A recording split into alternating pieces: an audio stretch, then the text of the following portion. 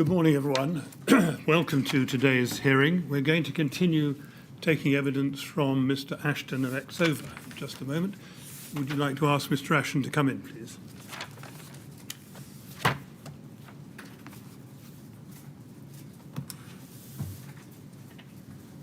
Good morning, Mr. Ashton. Good morning, sir. Sit down, make yourself comfortable. I'm sorry that you've been kept waiting longer than usual, and indeed those watching through the live stream may be wondering why we're running late. The answer is we had a small technical hitch, but we are now ready to start. And Okay. so I'll invite Ms. Grange to carry on. Yes, thank you. Thank you. Yes, Mr. Ashton. When we broke yesterday, we were just looking at some of the contents of the design note that you prepared on the 12th of September 2012, and I just want to pick up back with that. So if we can bring that up, that's at TMO 1301562 on page 3. And if we could zoom in the middle of the page at 3.2, this is where you're dealing with the B5, access and facilities for the fire service. Do you see that? I do, yes. And we can see there that you've talked about necessary to resite the existing inlet to the dry rising main. Is that correct? Yeah. Correct. Can you explain why that's the only item you've referred to in relation to the B5 requirement, access and facilities for the fire service, given that there would have been a whole lot of other issues that would need addressing in a fire strategy in relation to B5? I think that was the item that needed immediate attention before they did any further alterations to the site, because notwithstanding the construction process, the fire service would still need to fight a fire anywhere in the building, and the location of the inlet to the dry main was in the wrong position. I see. So that was the most pressing issue you could see Indeed. under B5. Okay. Absolutely. And then if we can look at section 6 of the note, at the bottom of that page, you've set out some references there that you've referred to. And at item 1, you've dealt with the British Standard fire detection and alarm systems for buildings. You've given a 1995 revision of that British Standard, but the version of approved document B current at this time has a 2004 updated standard for BS 58396 2004. Right. Can you explain why there's an out-of-date version there? Well, it's probably an error on our part. I mean, I think that the problem with the British Standards Institution is they keep revising their standards. It's an ongoing process. Yeah. And it's difficult to keep up with the new issues that they come out. We try and do it as and when we can. Clearly, when we're using or quoting British standards as part of a fire strategy, it would be the particular standard that was relevant at the time the strategy was drawn up. Yeah. Now, if this one was out of date at the time we wrote that design note, then that was an error, which we should have corrected. Yeah. And then finally, just on the content of the design note, we're going to come back in a moment and look to some more emails about what the design note was trying to achieve. I want to look again at the email sent by Kate Cooney to you on the 10th of September. This is at EXO 50388. So this is 2 days before your design note. Right. And we looked at this email yesterday, and I want to focus on the last 2 paragraphs, if we can zoom in on those. Yeah. So she says there, the existing ventilation system is questionable, and the overall scheme theoretically makes the existing conditions worse by adding the additional risk of 2 extra residential floors to the building. It is proposed to upgrade the ventilation system, but the standard it will achieve is unknown. There are also no details on the terminal to the shaft. Generally, there is a significant approvals risk with the current proposals, particularly at walkway level. And then she says, hope the above is of some use. Now, what we'd like to understand is, can you explain why you didn't go into the detail that Miss Cooney does there in your design note? Well, I think the design note was only a precursor to further work that was going to be carried out on the building in terms of developing a fire strategy for it. I mean, I agree with what her sentiments in there, that there were significant approvals risks because what she looked at wasn't satisfactory. Yeah. And I think I should also emphasise that the smoke ventilation system was not acceptable, and that needed to be sorted out as a fundamental part of the fire strategy. Yeah. I mean, in fairness to you, you've said in the note that the smoke ventilation system needs to be refurbished and modified to reflect current statutory requirements. But my point really is, why weren't you as direct as she is in that email with your clients about the approvals risk that was presented by the scheme? Well, I think what I'm saying is that as drawn at the time that she looked at it, there was a significant approvals risk. Our job was to make sure that that risk was mitigated. I see. Now, you knew that the existing system was unsatisfactory and that the London Fire and Emergency Planning Authority wanted it to be replaced. That's the smoke control system. You knew that, didn't you? Yeah. You say that in paragraph 4.4 of your witness statement, your first statement. And as we've just seen, Ms. Cooney had also warned you that the overall scheme theoretically makes existing conditions worse. Did you have any conversations with Ms. Cooney about this at the time? No, I don't believe I did. I mean, I think what's in her note to me is pretty comprehensive.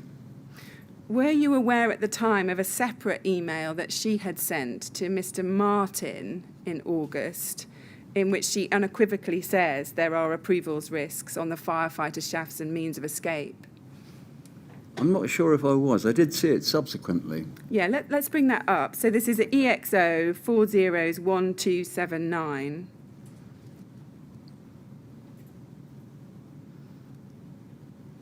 So if we can just blow up the main text of that email. So this is an email that Mr. Millett explored in detail with Miss Cooney when she gave evidence. And it sounds like from your answer you have now seen this email. Yes, indeed. Can you recall when you saw it? I can't recall when, but I know I have seen it. Do you think it was during your time on the project or subsequently in the context of this inquiry? I don't know, if I'm honest. I mean, it's possible that I saw it sometime shortly after that. I mean, it's a memorable email in some senses. Yeah. But I think the thing is that she was having a dialogue with Studio E in relation to her work on the existing fire strategy, and she somehow got involved in a discussion about the proposals for refurbishment, but that wasn't really her job. That was my job. I see. I mean, we can see there that she says they're now adding, this is picking up it on the second line, they're now adding additional levels which merges uses around a single stair. Not great. Basically, I've told him we can massage the proposals to something acceptable with separation lobbies, etc. And then later in the email, she says this is 3 lines from the bottom of that paragraph, they are making an existing crap condition worse, so it's a matter of working the worst bits out and making the new stuff work.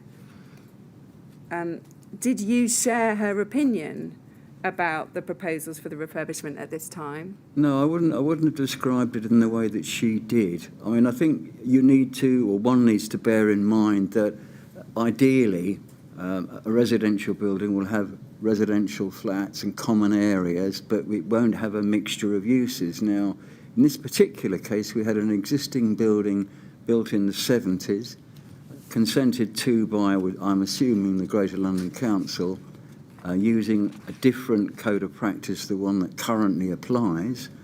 But there were existing non-residential uses in there. And I think the general consensus amongst Exova was that we needed to make sure that how the scheme ended up was acceptable to the Building Control Authority and was safe. Had you seen this email at the time, would it have caused you any concern? No, not particularly. In what respect? Or would you have considered warning Mr. Soons that you were making an existing crap condition worse? I'm not sure I've used those words.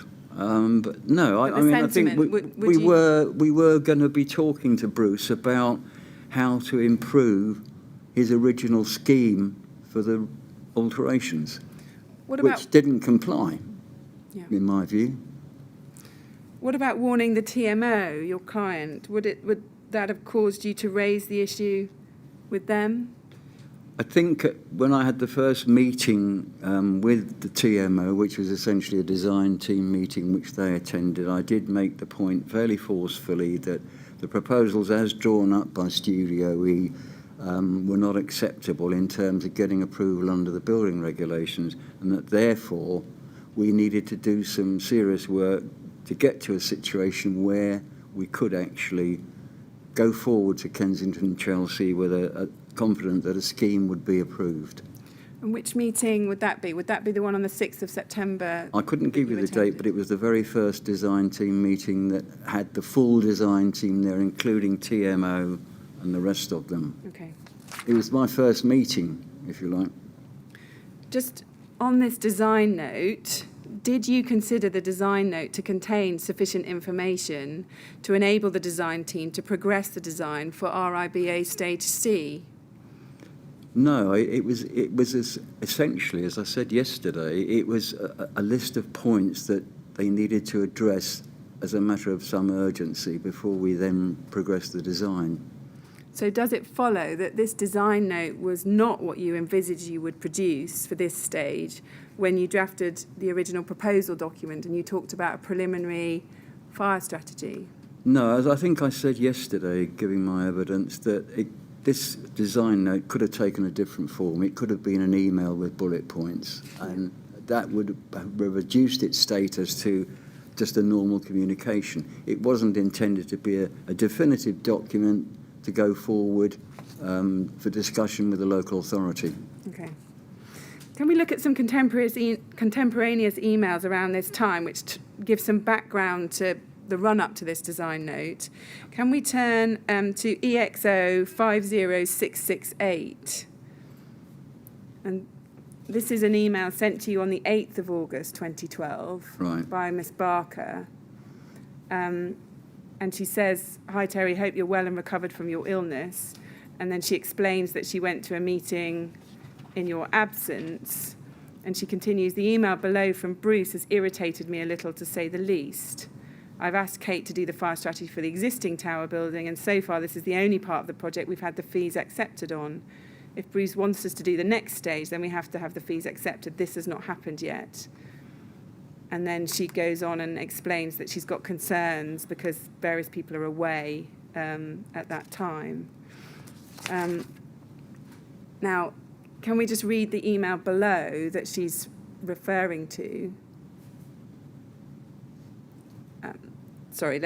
Go down within page 2 to Bruce Soons' email. Sorry, if we go to... That's it. So if we can zoom in on that. So this is Bruce Soons to her on the 7th of August, and it copies you in. Do you see that at the top? Yeah. So you saw this at the time. And he says, "Apologies for not responding sooner. I've been distracted, but I couldn't understand where you got the 16th of August deadline. This is the planning deadline. Any impact the fire strategy has on the overall scheme needs to be understood sooner than this. Ideal, we should be submitting a Stage C type document to the client for the end of this week or next week. It would be enough to know that you have reviewed the scheme and have no significant comments, reservations to make, and the strategy for the fire safety is achievable, and any implications on the layout and external works is understood by the rest of the design team." And then he explains, he says, "This might sound unreasonable, but the project's been live for some time, notwithstanding the delay on formal appointments." And then he says, "See attached markup provided by James Lee," and he'd discussed it previously with him on the phone, etc. Now, do you agree that it's very clear from that Studio E wanted a Stage C type document to submit to the client? Yes, that's reasonably clear from what he's saying. Whether that Stage C type document incorporated an outline fire safety strategy or not, I don't know. I didn't interpret it that way, no. You didn't interpret it that No. way? Well, I think there are two issues here. One is that we hadn't been formally appointed to do the work on the refurbishment, which Claire alluded to in her earlier email. And that really is, you know, we weren't able to produce a Stage C report dealing with fire safety issues in the timescale. Yes, I mean, I was going to pick this up later, but maybe we come to this now. There had been an email to you dated the 18th of July from Artelia saying that your fee proposal was accepted. So maybe we could quickly look at that. EXO 50543.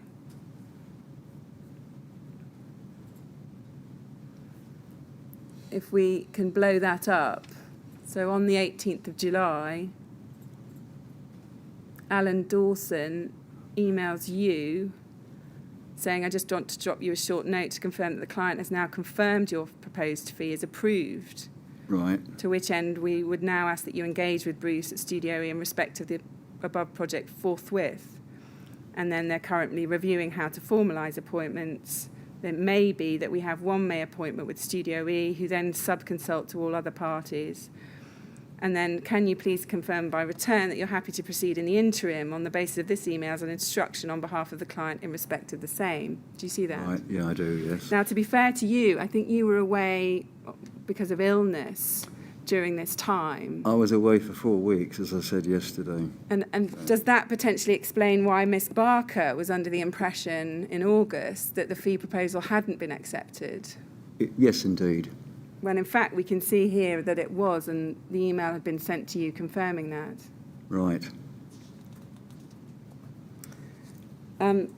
If we can just go back to Mr. Soons's email that we were just looking at, EXO 50668 at page 2. Can I just ask at the end of that first paragraph what you understood him to mean when he says, so in the very last few lines, he says, and any implications on the layout and external works is understood by the rest of the design team. What did you understand him to mean by that? Well, there were changes proposed to the landscaping, which would have gone on in parallel with the general improvement to the entrance to the site. And I would interpret external works as meaning landscaping, including access for fire appliances to the base of the tower. I see. Would you have interpreted external works to include the external works on the cladding? No, I wouldn't. Now, the design note that we were looking at, that you produced on the 12th of September, was that effectively an attempt to address this request for a Stage C type document? I would hesitate to describe it as a Stage C type document since it wasn't a formal fire safety strategy. It was a design note which doesn't have the same status in our terms as a report. It's a note for information to the design team. These are the sort of things that you need to consider before we can start formulating a fire strategy. I see. I mean, there were issues in there which were resolved fairly shortly afterwards, but some remained as an issue until we had our first meeting with RBKC Building Control. So, you know, these were early days in our terms. But are we right that that document was the only document that could have been responding to this request? There was yeah, that's fair comment. Yeah, there was no other report. There was no other report, no. No. I'm going to put this to you directly. Given that Mr. Soons had called for a Stage C type document. No, with respect, Ms. Grange, what Mr. Soames is saying is that we, i.e., I think Studio E, should be submitting a Stage C type document, and he's asking Exova to tell him whether you're absolutely right. So, I'll put it a different way. Given what Mr. Soons had asked for in this email, He wants to know that you've reviewed the scheme, no significant comments, reservations, and the strategy is achievable, etc. Given that request, I'm going to put it to you that the note that you prepared should have covered B2, B3, and B4 as well, even if briefly. At that stage, and I think you asked me this question yesterday, those weren't pressing issues, design-wise. When I looked at the scheme from day one, it occurred to me that what Studio E were proposing was not acceptable in fire safety terms. I don't want to make that sound dramatic, but you have to understand that you need to go to a building control authority with a scheme that you can justify, Yeah. and get them to agree to. What we saw initially wasn't acceptable in layout terms, and there were other imponderables such as will they ask for sprinklers? But wasn't the fact that you knew it was going to be overclad something which would be an important issue building control would also have to be looking at in detail? I didn't think about cladding at that particular stage, no. We were more focused on the layout of the floors, at the lowest 4 floors of the building. Did you envisage at this stage, when you submitted the design note, that it would be relied upon and included in Studio E's own Stage C report? I would have been surprised if that's what they thought they were going to do, Okay. because it was only a note. I mean, I think that's the operative word. These are the things that we need to consider. Yeah. And you can't go forward to the client with a Stage C report saying, we think the fire safety strategy is fine, when the note that they've got in their hands suggests otherwise. Yeah. Can we go back to the email that we were just looking at, just to pick up another point? This is EXO 50668-2. Yeah, sorry, that's this email. And go up a page to the short email you sent in response, yes, to Miss Barker. So if we just look at this, on the 8th of August, you say, Claire, thank you for dealing with this in my absence. Are you taking this project over now? And then Terry. Yeah. Can I just ask you about that? Does that indicate that you were keen to hand the project over to her at this stage? Yes, that might be the case. I just come back from 4 weeks suffering from pneumonia. So, yeah, I don't think that I was feeling terribly wonderful 2 days after coming back. But no, it was a genuine question. Now you seem to be corresponding with Studio E about the refurbishment. Do you want to take the project over? It might have made some sense in terms of continuity, at least. Yeah.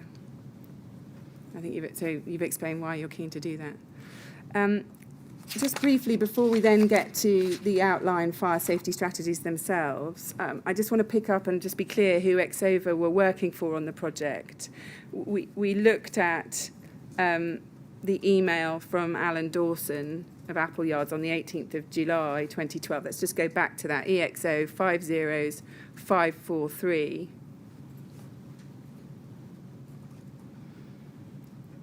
And they're emailing you confirming that the client has now confirmed your fee proposal is approved. Can you just to be clear, explain who you understood the client to be on the project? I understood the client to be the TMO. Yeah.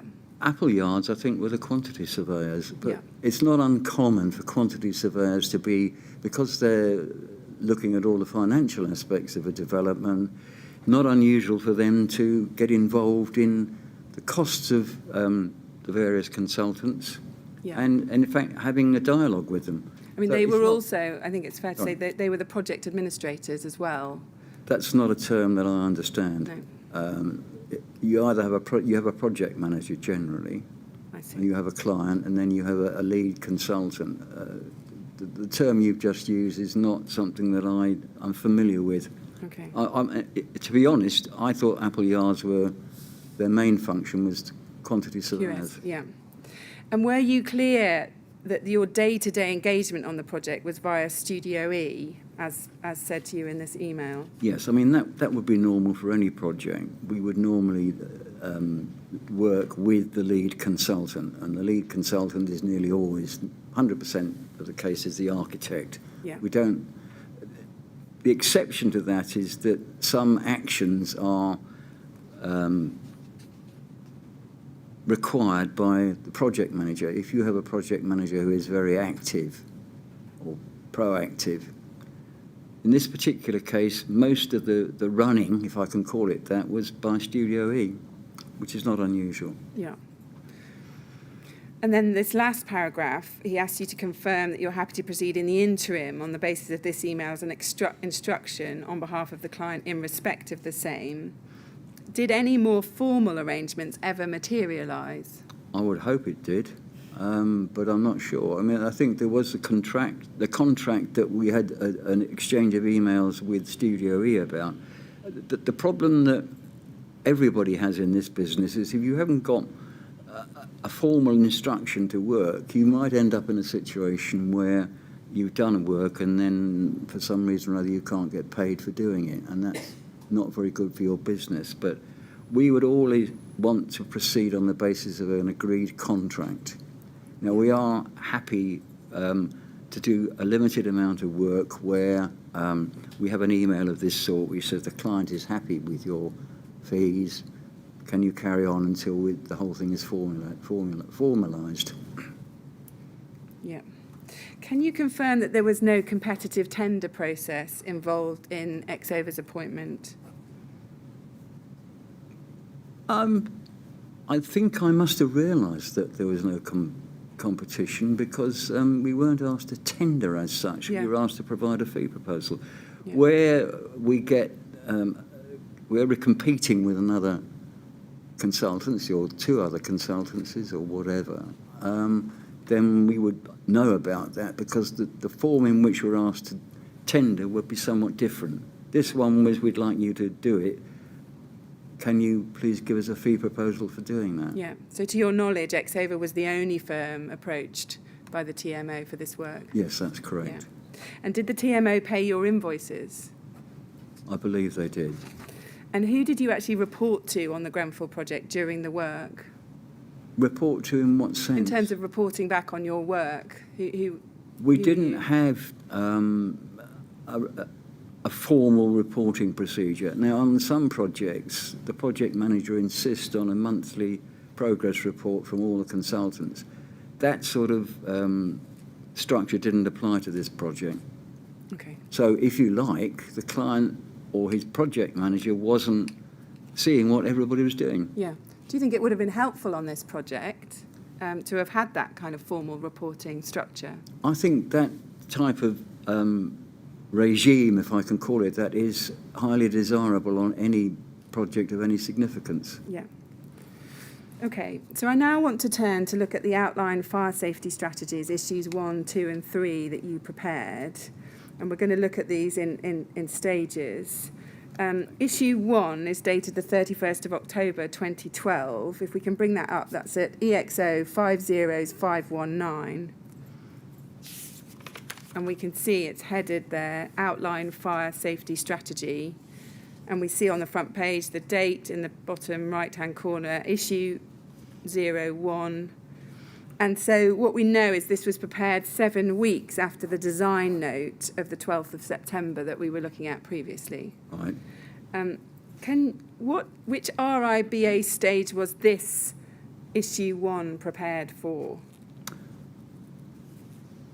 I don't think we tied it to a particular RIBA stage. It was clearly an outline fire safety strategy, so logically it would have come under the heading of RIBA stage C. In other words, it wasn't fully developed. It didn't deal with every aspect of the building design. So even though your fee proposal had broken down the work according to the RIBA stages, which you'd been asked to do, you hadn't provided this report with a particular stage in mind? Well, I think I've just confirmed that it was effectively a stage C report. Okay. In other words, it didn't have a huge amount of detail. Yeah. Now, Studio E's Stage C report, their own Stage C report, was also issued on this same day, the 31st of October 2012. And Max Fordham's Stage C report had come in on the 10th of October 2012. Now, just looking at those dates, I want to put it to you, would you accept that this indicates that Exova's work was insufficiently coordinated with the design work of the other parties? Sorry, did you say insufficiently Yes. coordinated? Because it's coming in too late to be absorbed into the Stage C report, for example, of the architect. I was aware that Studio E and ourselves issued a report on the same day. That was a bit of a coincidence. I'm not entirely sure whether our report needed to be in the Stage C report that was prepared by Studio E. Well, we'll look at it in a moment. In fact, what was in the Stage C report, and I will show you this, was the design note from September was in the Stage C Well, report. that presumably was all they had at the time. Yes. Yeah. Yeah. Now, we see from the second page of this outline fire safety strategy that it was prepared by you and it was reviewed by Mr. McElhaney. And we'll come back to think about his role later. I want to look at the contents page at page 3. This is EXO 50s. Sorry, you've got that there. Yeah. And that sets out the topics that are addressed in the report. And then if we go on to page 4, this is the introduction. And it explains in paragraph 1, the proposed development is the refurbishment of Grenfell Tower, a 24-storey residential block, and then it explains what else it incorporates, including other accommodation. And then we have a list. It says the refurbishment comprises, and we have a list of what the refurbishment comprises in bullet points. Now, nowhere in that list does it state that the refurbishment includes overcladding, does it? No, that's correct. Can you explain why you didn't include the overcladding of the tower in that list? Well, because it wasn't on my mind at the time, I guess. I mean, have we had some sort of preliminary details of cladding for us to consider, then we might have incorporated it in the list. But equally, we could have put it in the list. But you'll see, if you look at the report, there is no statements regarding the cladding in the later part of the report. Yeah, so we've established that you did know that overcladding was going to be part of the refurbishment. Yes. Can you explain why you hadn't sought further details yourself by that time about the cladding proposals? It's not something that we would do ourselves. We would expect it to come from Studio E or from somebody else. I see. We can't guess what their proposals are for cladding. If they send us a set of proposals, then that's another thing, and that's the normal way it would be done. Yeah. Now, we looked at some meetings where cladding was referred to, including aluminium rain screen and zinc cladding yesterday, but I'm now wanting to focus on what had happened after your design note was prepared, but before this outline strategy was submitted.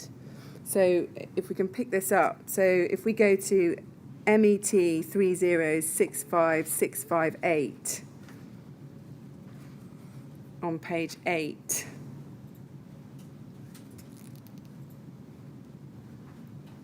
And if we can zoom in on the top of this, we can see this is an email from Mr. Jess of Studio E to Colin Charles of Ledbetter, Max Fordham, etc. And you're copied in. Do you see? You're CC'd. Yes, indeed. To that. And we can see from the content of the email that Mr. Jess is inviting people to a design team workshop on the 13th of September at 2 p.m. Can you recall whether you attended that design team workshop? I appreciate you're only copied into this email, but we just wanted to know whether you did attend. I don't believe I did attend. I'm pretty sure I didn't attend that meeting. It was actually held on site from the look of this. Yeah. Yeah, no. And you know that you didn't go to site? No. No. Can we look at another email? This is SEA 406394.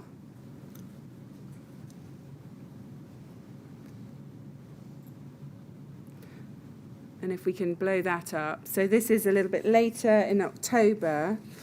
On the 23rd of October 2012, Mr. Jess of Studio E emails a draft of Grenfell work packages for the refurbishment project to a number of members of the design team, and including you. You're on the main list there in terms of receipt of this email. Do you see that?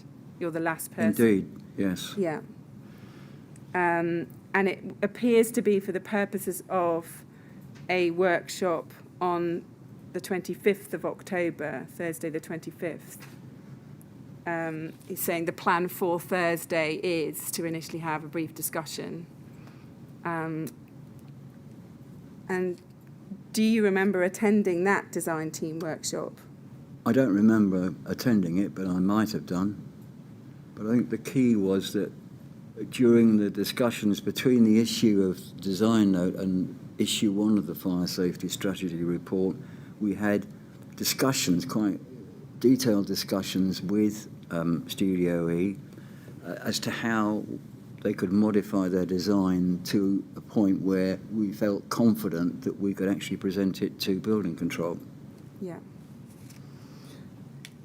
If I might add a little bit more clarification. Because it was an existing building which was being altered, there was a slight risk in my mind that the Building Control Authority, in consultation with the Fire Brigade, might say now is the opportunity to put sprinklers in the non-residential parts of the building. Right. That was a genuine concern on the part of the client, that if you look at the statutory position is that as long as the existing arrangements are maintained in the building, you don't have to do anything to it. Where you're doing alterations to part of it, anything goes. The local authority could say, well, we'll treat these floors of the building as a brand new building. Yeah. And with all that implies. So there was a need to get to see RBKC Building Control to sound them out. Yeah, I see. I mean, I had a section that we'll come to on sprinklers in due course, so I don't want to get into this too much, but you said the TMA were concerned about that. What was the nature of that? Well, I don't think they were specifically concerned about sprinklers. They were concerned that we wanted, whether the proposals were going to be approved under the building regulations. I see. So was there a concern about the potential cost of putting sprinklers into that? No, I'm sorry. Maybe I overemphasised the concern about sprinklers. When we met with the design team, we said you could end up with a requirement for sprinklers in certain parts of the building. Right. So there may have been a concern, but they didn't express it to me. Yeah.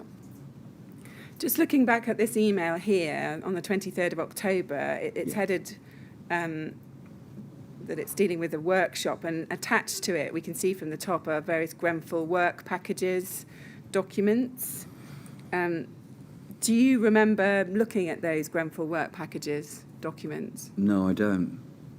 I probably wouldn't have looked at them if I'm honest, unless they had a fire dimension. I see. Can we just have a look at those? If we bring them up, SEA 406395. And if we can blow up the top of that. Do you see there? We can see there's a number of items at the beginning in these work packages which are about overcladding, some to the podium, insulation, and then there's in that second box down, it says overcladding podium insulation, precast concrete, and then overcladding insulation zinc rain screen. Do you see that? Yes, I do, yeah. So that's making clear that overcladding is definitely still a big part of this project, isn't it? Yes, as I say, I didn't look at any of these packages. I mean, if we'd been asked to look at these, then that would have been somewhat different. But if they're being sent... The whole tenor of the email was we are having a meeting to discuss the various workshops. It didn't say would you, Exova, look at all of these work packages and give us your comments? I see. So is that the point, that you expect there to be a specific email to you saying you need to look at this for the context, in the context of the fire strategy? Yes, I mean, we would not expect to look at a whole series of building packages just because we were part of the design team. We would want something specific to go on. I see. So let's come back then. On the 31st of October 2012, we know the Studio E Stage C report was issued. Can we look at that now? So if we go ART 408396.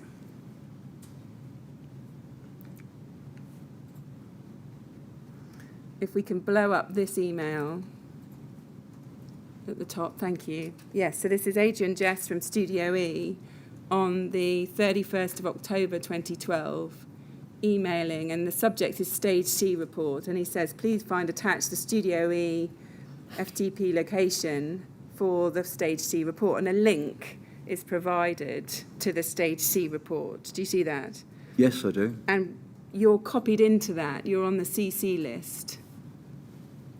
So your name appears one line from the bottom on the CC list. But we weren't the primary recipients of that, were we? We were just copied in. And that happens a lot on projects. You get copied in. It's a sort of scattergun approach.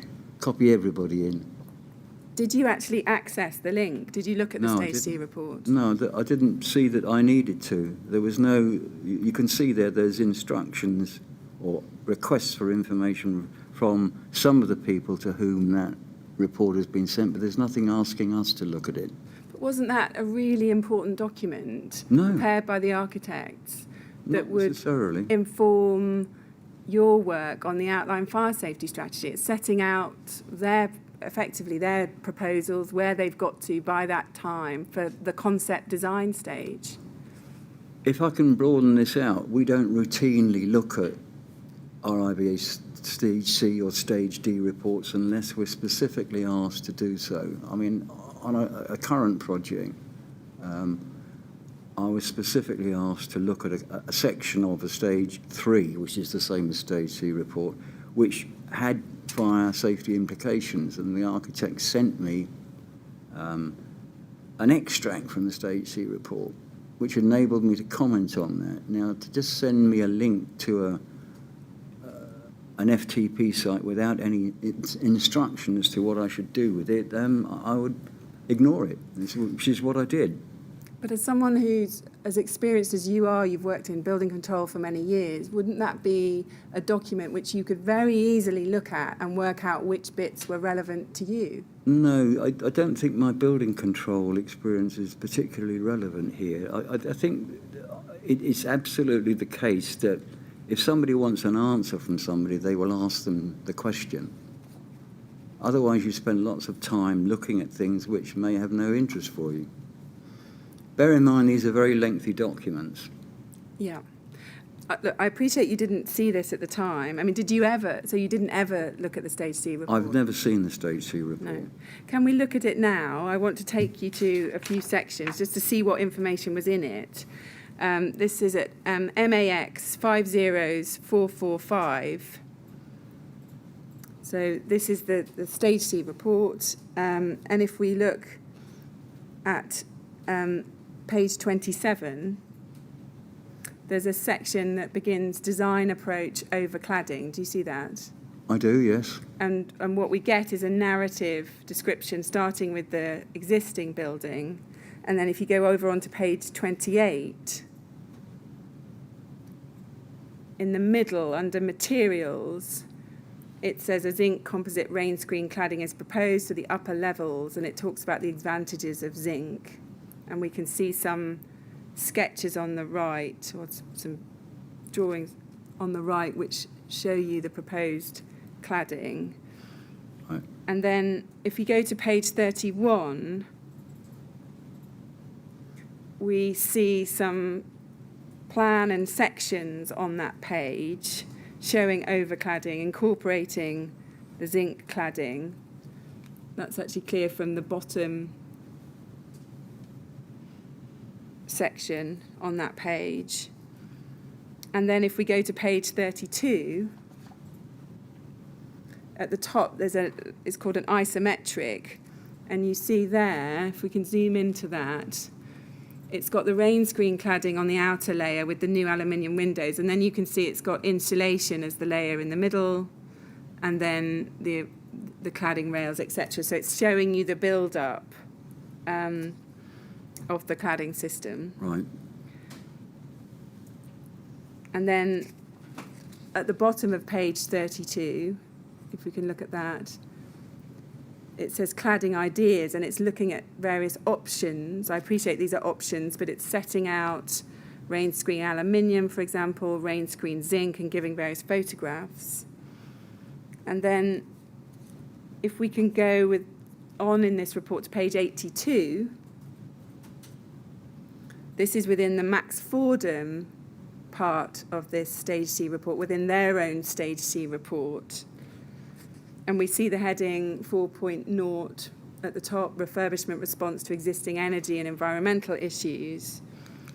And we can see in the table on the far right that the insulation is said to be new Celotex FR5000. Can you see that? I can, yes. We've got zinc cladding, new rain screen, ventilated cavity, and then insulation.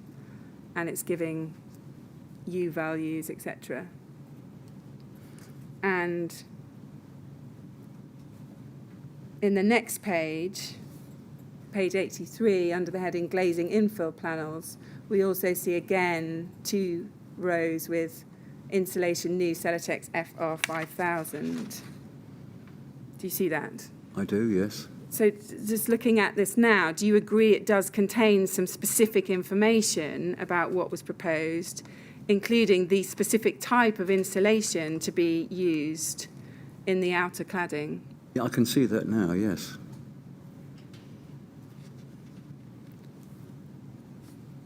And it's also clear that the overcladding is at all levels of the building, isn't it? It's not just their overcladding part of it or the No, I mean, by overcladding, I assume it means the whole building. Yeah. Yeah. And if we go to page 68, I just want to pick this up because you said earlier you didn't know, and you certainly didn't anticipate that your design note would be included in this Stage C report. It was included under item 6.0 fire strategy. And this is your design note of the 12th of September 2012. Do you see that? I do, yes. And as you say, that's because that's what Studio E had. That's at all the they time. had? Yeah. Yes, indeed. Yeah. Now, as we saw, this email to you of the 31st of October with this Stage C report was timed at 11:37 a.m., so it came in the morning. And your issue 1 of the outline fire strategy was emailed by Margaret Trenner to Studio E at 16:21 that afternoon. Right. We can look at that. Let's just check that time. EXO 50518.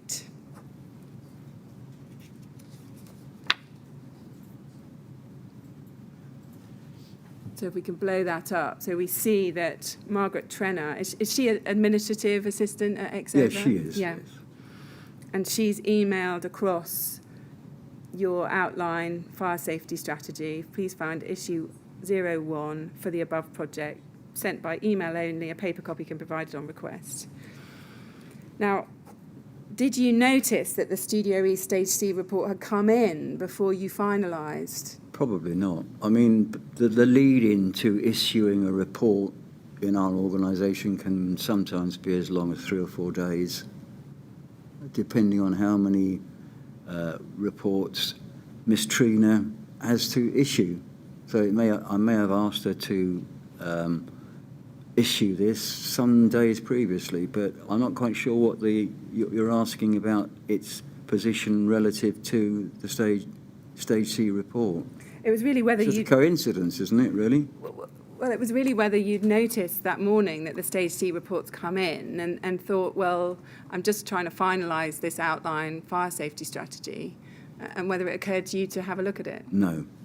I may not even have seen that email that morning. I mean, we go to lots of meetings. We deal with lots of projects at the same time. I may not have seen that email on the morning it was sent.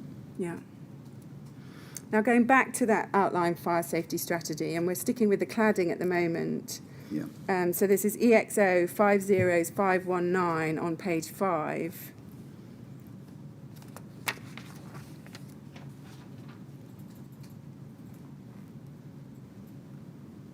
So at paragraph 2.1, this is early on in the report, you have outlined that the building work will have to be carried out in conformity with the requirements of Schedule 1 of the building regulations, and you've explained there what the requirements of Schedule 1 are. So we've got B4, external fire spread, there as item D. Do you see that? I do. And you've said at the bottom there, compliance with these requirements is normally achieved by meeting the standards contained in approved document B, ADB, and or BS 9991. Do you see that? I do. And then the only other reference to the B4 functional requirement is at page 8 of this report, if we can go on to that. This is at item 3.14, Right. 3.1.4, sorry. And this is headed compliance with B4 external fire spread. And you say it is considered that the proposed changes will have no adverse effect on the building in relation to external fire spread, but this will be confirmed by an analysis in a future issue of this report. Right. Do you see that? I do, yes. Now, can you confirm that that's the only guidance you gave in this report about the B4 functional requirement? Yes, it is. And can you explain why that was? Because we didn't have any other information to say anything else. This is why we say this will be confirmed by an analysis in a future issue of this report. I see. Just breaking this down, we know that the drawings that your report listed in the introduction section, we've had a look at those, they were just general arrangement drawings. So they don't... There were plans. Yeah. Yes. So they contain no sections or elevations of No. the tower. So what were the proposed changes which, in your view, would not have had an adverse impact on external fire spread? Well, there are three aspects to B4. One is the fire performance of roof coverings. There is the performance of the external walls in relation to what they're constructed of. And there is space separation, which I think we talked about at some length yesterday. At the time that I wrote this report, there were no details of any changes to the external wall construction that we could look at and comment on. But we were aware that there would be no space separation or roof covering implications because they weren't being altered. In other words, to put it in the building wasn't moving, or they weren't putting other buildings near to it. So at that point, there were no implications for B4. But we do reserve the right, if I can put it that way, to carry out an analysis in a future report should that change. And you said that you didn't have sufficient information to be able to make an assessment in relation to the cladding. But why didn't you simply flag that in this report and say clearly, I've had inadequate information to make any assessment at all? That's not the way that we chose to do it. I mean, the truth of the matter was that we didn't have any details that we could comment on. Or put it another way, we weren't asked to look at anything which would give us the necessary details. But given what we've been through today and yesterday, and the fact that you had been told about the overcladding and had been sent some details of what that might involve, do you agree that this statement was potentially misleading for the readers of it?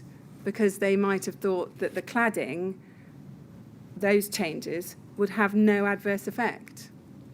In theory, they might not have had any adverse effect. If we'd stopped it, it is considered that the proposed changes will have no adverse effect on the building in relation to external fire spread, full stop. That could be questioned, in my view, but we weren't in a position to say that unequivocally, you know, that there are no implications for external fire spread, which is why we said we will confirm this by a future analysis.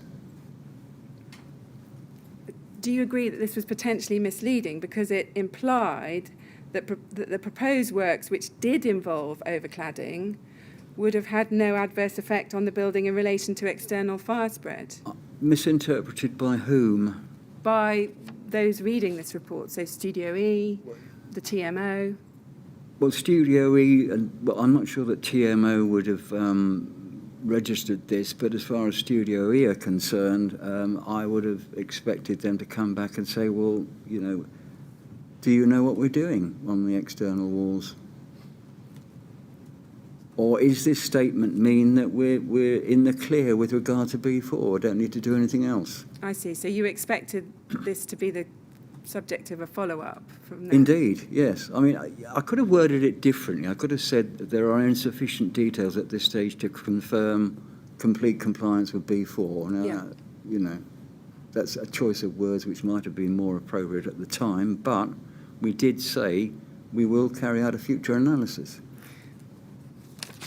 Yes, as to that, the future analysis, what were you envisaging when you wrote this? What kind of analysis were you thinking would be undertaken? Well, if this were another project, probably we would have sat down with the architect and maybe the building services engineer and gone through their proposals for overcladding, insulation, and all the rest of it. We would have looked at materials, we would have looked at cavity barriers, fire stopping, and all the rest of it. We didn't have that sort of meeting. I appreciate you didn't, but at the time you wrote this, this will be confirmed by an analysis in a future issue of this report. Well, I anticipated that would happen, and that's why I put that wording in there, that there would be a future analysis. Yeah. As things turned out, it never happened. And which parts of the B4 requirement did you envisage would be considered in that future analysis? Well, it would have been cladding, I guess. Because I've already said that the works that were proposed had no implications for space separation or the roof covering. Yes, and I'm going to put that to you, that actually what was in your mind here was space separation and the roof, and that you weren't actually thinking about whether it would adequately resist the spread of fire under the B41 requirement. I think what I'm saying here is that we don't actually know whether or not in the final analysis B4 will be satisfied, which is why we say we need to look at it, to carry out an analysis in the future. So just to be clear, we know that approved document B divides up the B4 requirement into three different sections. Section 12, which deals with the external wall, Section 13, which deals with space separation, and Section 14, which deals with roof coverings. Yes, I just explained that. Yeah. So which parts of ADB were you envisaging would be the subject of that future analysis? At that point in time, it might have included all three parts. I mean, I don't know. We didn't have sufficient information at that time to confirm one way or the other, which is why we said we would carry out an analysis. Mr. Ashton, just help me to make sure I've understood this correctly. Would I be right in thinking that when you refer to the proposed changes, you are referring to all the changes proposed to the building, including the cladding? We didn't specifically say that in this report. No, but is that how I should understand it? That is how you should understand it, yes, Thank sir. you. That's helpful.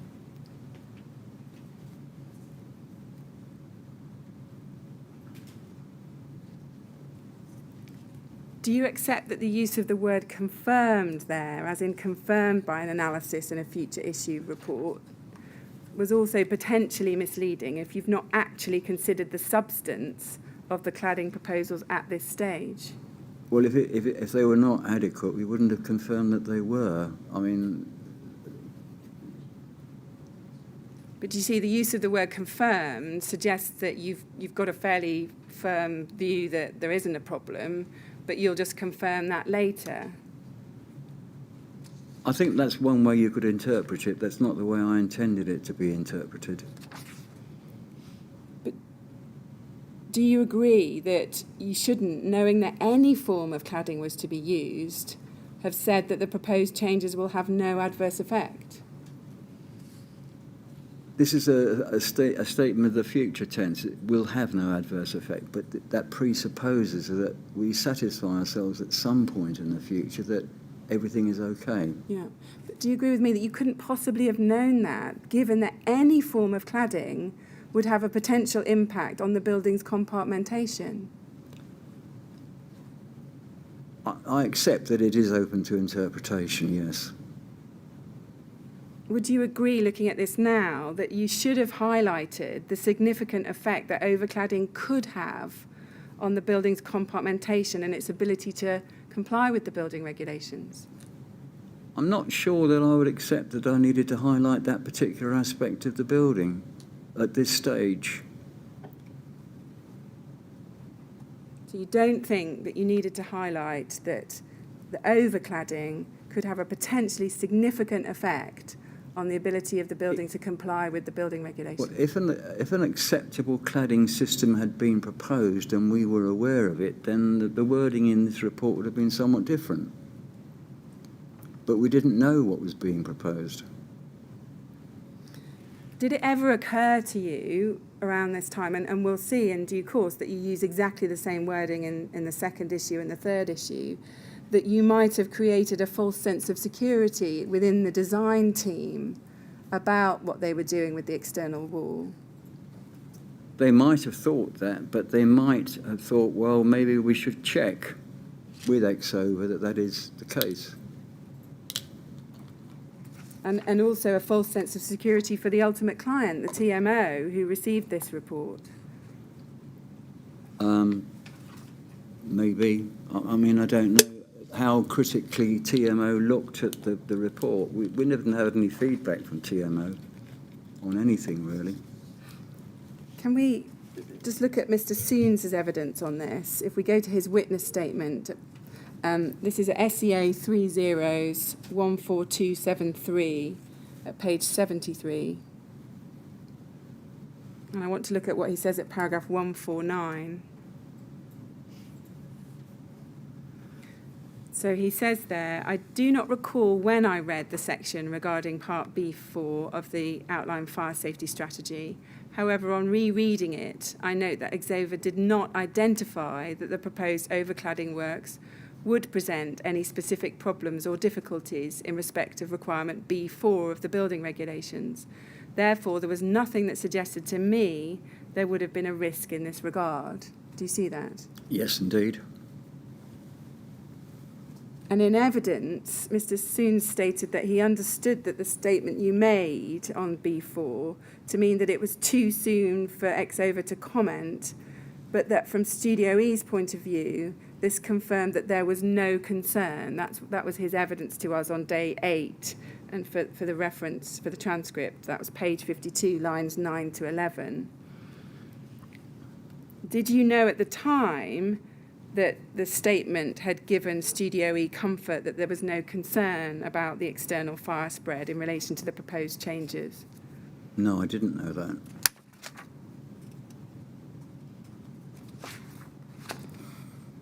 Do you also agree that without addressing the cladding, the report would not be an all-encompassing document which provided an overview of how a fire could impact on the building?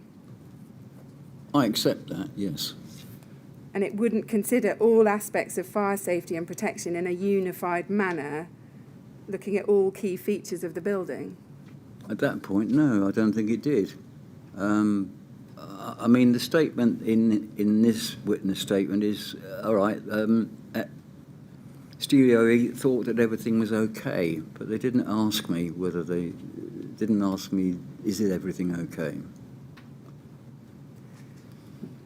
So even if the information that you had was lacking at this stage, I want to return to something we discussed briefly yesterday.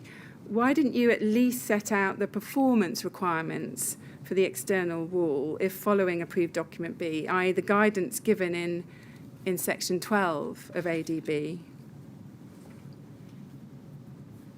Well, I think I answered it yesterday. I wouldn't expect to quote every single part of the regulations in a fire strategy report. How familiar were you at this time with those parts of approved document B? We know that you hadn't done an overcladding high-rise project before. Were you familiar with the provisions in section 12 of approved document B dealing with the external wall? Yes, I was.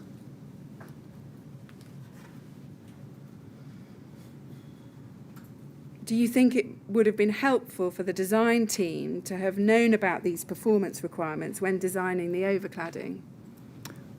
I think that had we had a specific meeting to discuss those proposals, which were a fairly significant part of the design, then all of those things would have come out.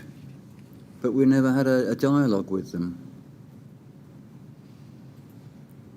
I see. So you anticipated that at a meeting you might have explained the performance requirements to them? Yeah. In another project, for example, the architect or the project manager would contact us and would say, we now like to talk about how we're going to deal with the external wall construction, or in this case, the overcladding. Can we have a meeting? That never happened. I see. Mr. Chairman, that's probably a good moment. Is it? Yes. Because I'm coming on to look at B3 next, and I'd rather do that in one go. Right. Thank you. We'll have a break now then, Mr. Ashton. Okay. Give you a chance to stretch your legs. We'll start again at 11:30. So if you'd like to go to the usher, she'll look after you now. Thank you. Thank you very much. And please don't talk to anyone about your evidence. No. Probably won't get the chance, but if you do, don't do it.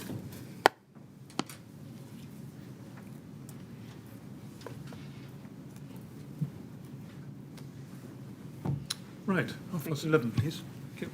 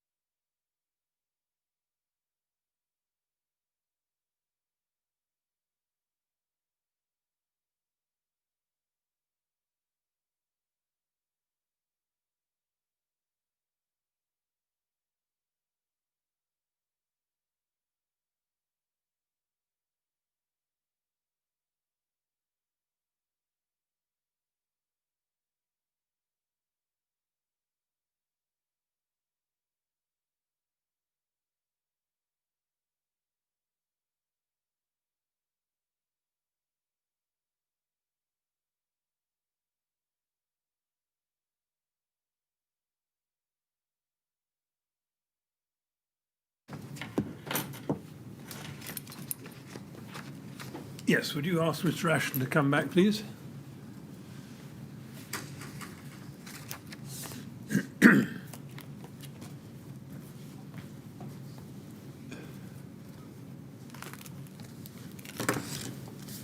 All right, Mr. Ashton. Thank you. Good, thank you. Ms. Grange, Yes, yes? thank you. Yes.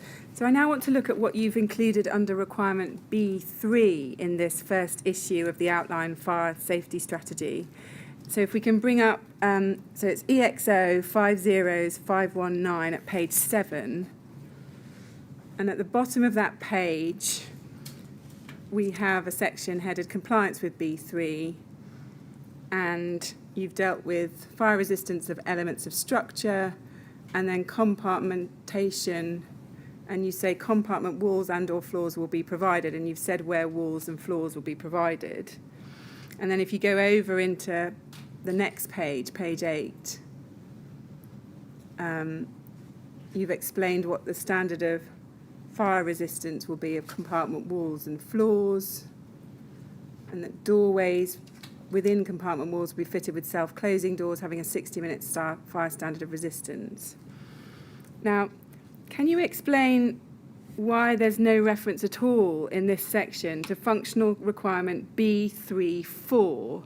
That's the one that states the building shall be designed and constructed so that the unseen spread of fire and smoke within concealed spaces in its structure and fabric is inhibited, given that we know the building was going to be overclad. Well, it isn't in there. I mean, I don't think I made a conscious decision to make any statement about cavity barriers at that point in time. No. Can you remember why that was? No, not really. I mean, I think that if we had more details at that stage, we would have said something more about it. I mean, as I said earlier, it's easy to put in a number of conditions without saying how they will, or a number of statements, but without saying how those particular requirements will be met. It's just a statement of, you know, this is what B3 requires. However, we haven't got anything to say about it at this stage.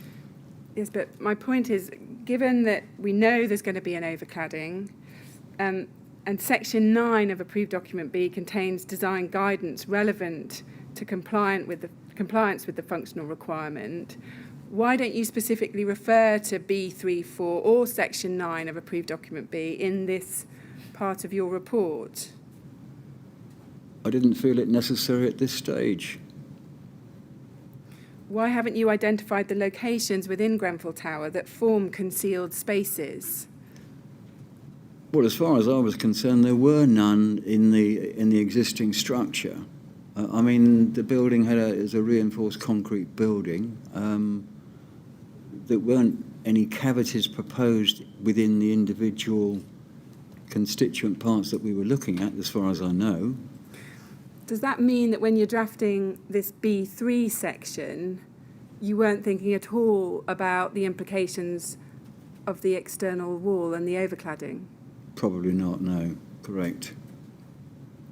And that explains, does it, why you don't identify the need for cavity barriers in the external wall, complying with Section 9 of ADB? Yes, yes. And why you don't refer to the fire resistance performance of cavity barriers or the locations of cavity barriers, including key locations like around the windows? No, that's correct.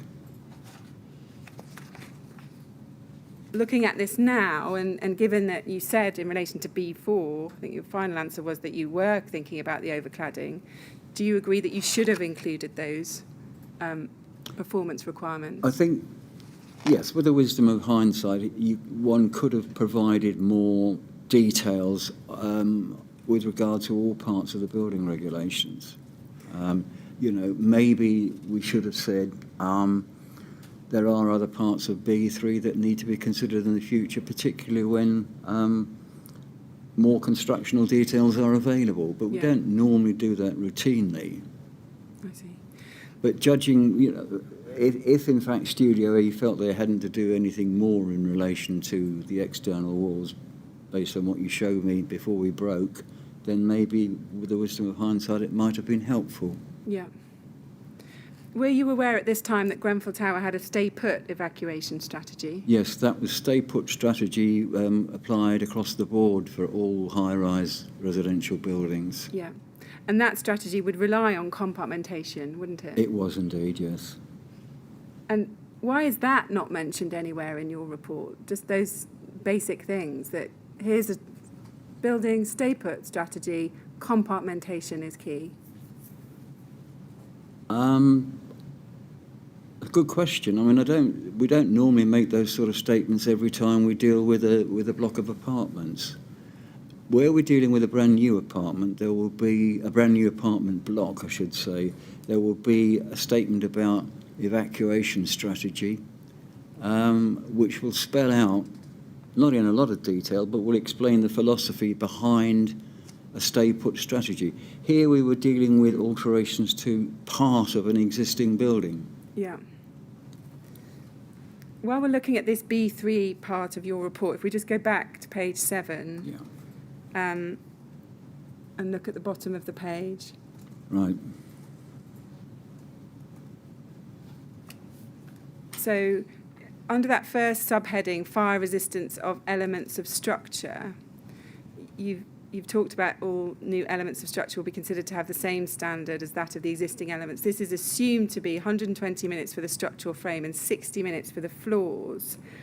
Isn't it right that approved document B requires the floors to provide 120 minutes fire resistance and sprinklered if you're following that guidance? No, this building would have been designed to satisfy the London Building Acts and bylaws, which required 120 minutes for the structural frame and 60 minutes for the floors. I see. So it wasn't relevant to point out in this that on current design guidance, it wouldn't have met the current design standards? No, we wouldn't normally do that. I see. Let's look at what you say about B1, means of warning and escape. You deal with B1 on page 6 of the report, if we can go to that. Right. And it goes over into page 7. Now, in that section, and under heading B1, you've not identified what evacuation strategies were adopted for the residential and the non-residential areas. No, I haven't. Do you know why that is? No. Wouldn't that be something that ought to have been included in a fire strategy report? Those different evacuation strategies for different parts of the building? Yes, probably it should have done. And then in the means of escape section, that begins towards the top half of that page, you identify that both the boxing club and the offices will share a means of escape with the apartments in the residential part of the tower. You say that under both of those headings. Now, do you agree that that would have been a departure from the guidance in approved document B? Yes. Because isn't it right that paragraph 2.51 of approved document B provided that for buildings with more than 3 stories, stairs can serve both flats and other occupancies only in certain defined circumstances, including if the stair was separated from the other occupancies on the lower stories. That's right, isn't it? It is correct, yes. I mean, this is an existing building with an existing mixed use. I don't think that we would have wanted to highlight particularly that this was contrary to current recommendations, because it already was.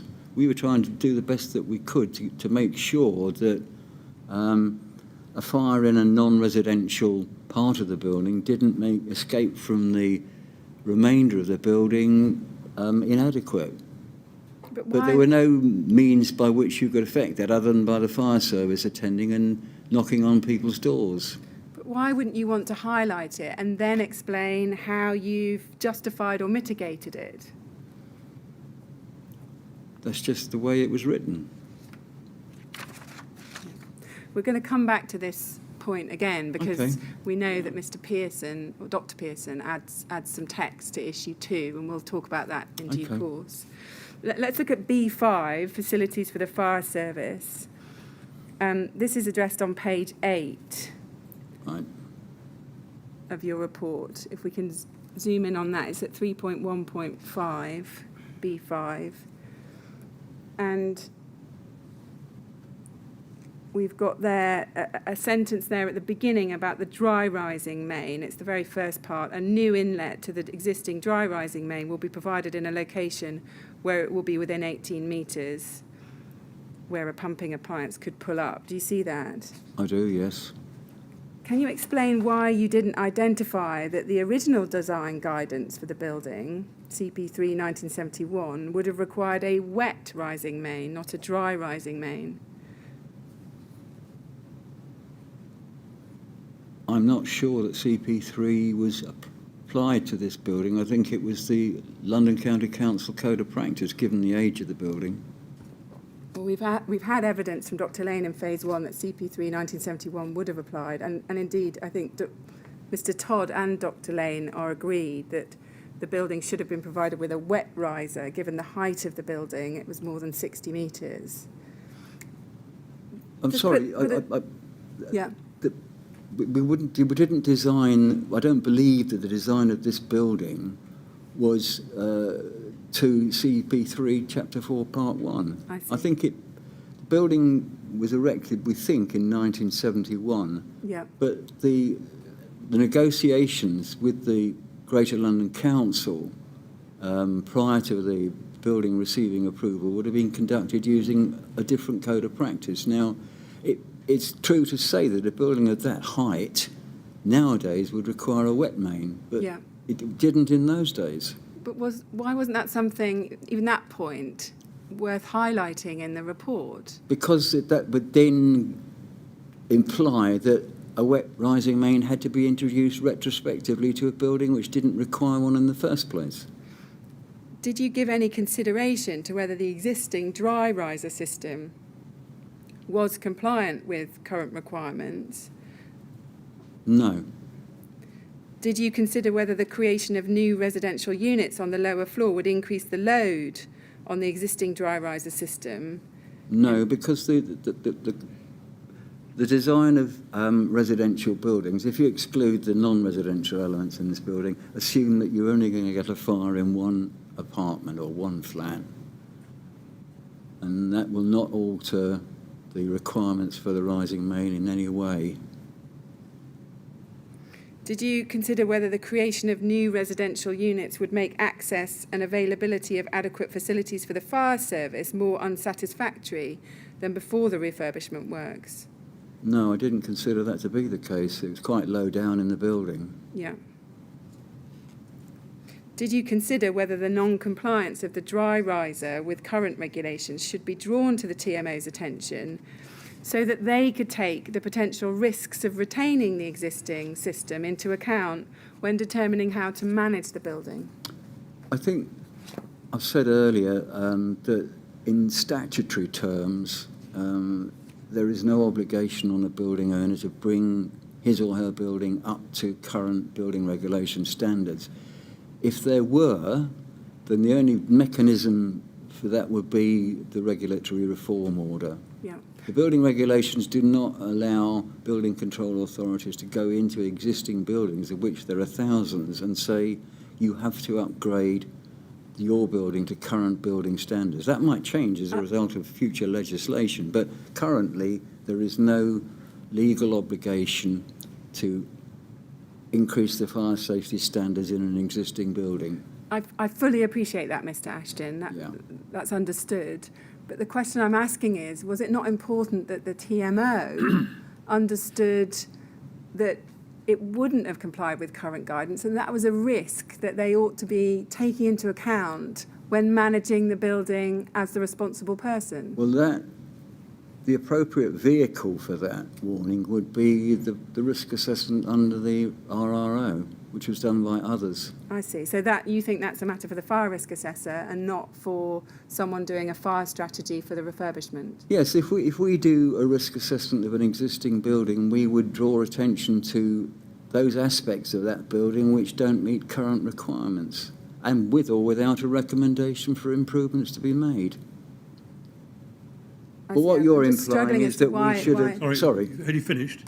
Well, I was just going to say what you were implying is that we should have said to the TMO, we think you should bring this building up to current standards. No, what I'm suggesting is that given this is an old building, it's been in existence for a long time, you know, design codes have moved on, that it was important information for the TMO to know that in a building of this height, modern design guidance would require a wet rising main.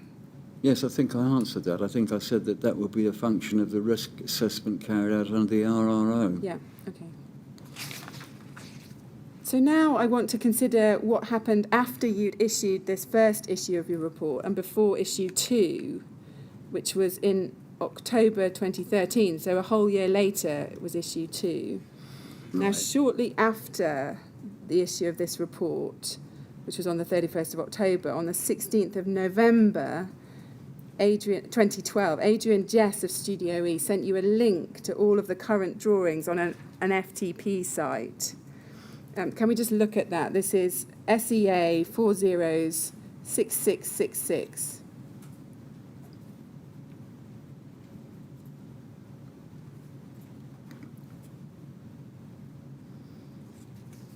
So here we have that email, and you are one of the recipients of that email. You're in the main list, 16th of November.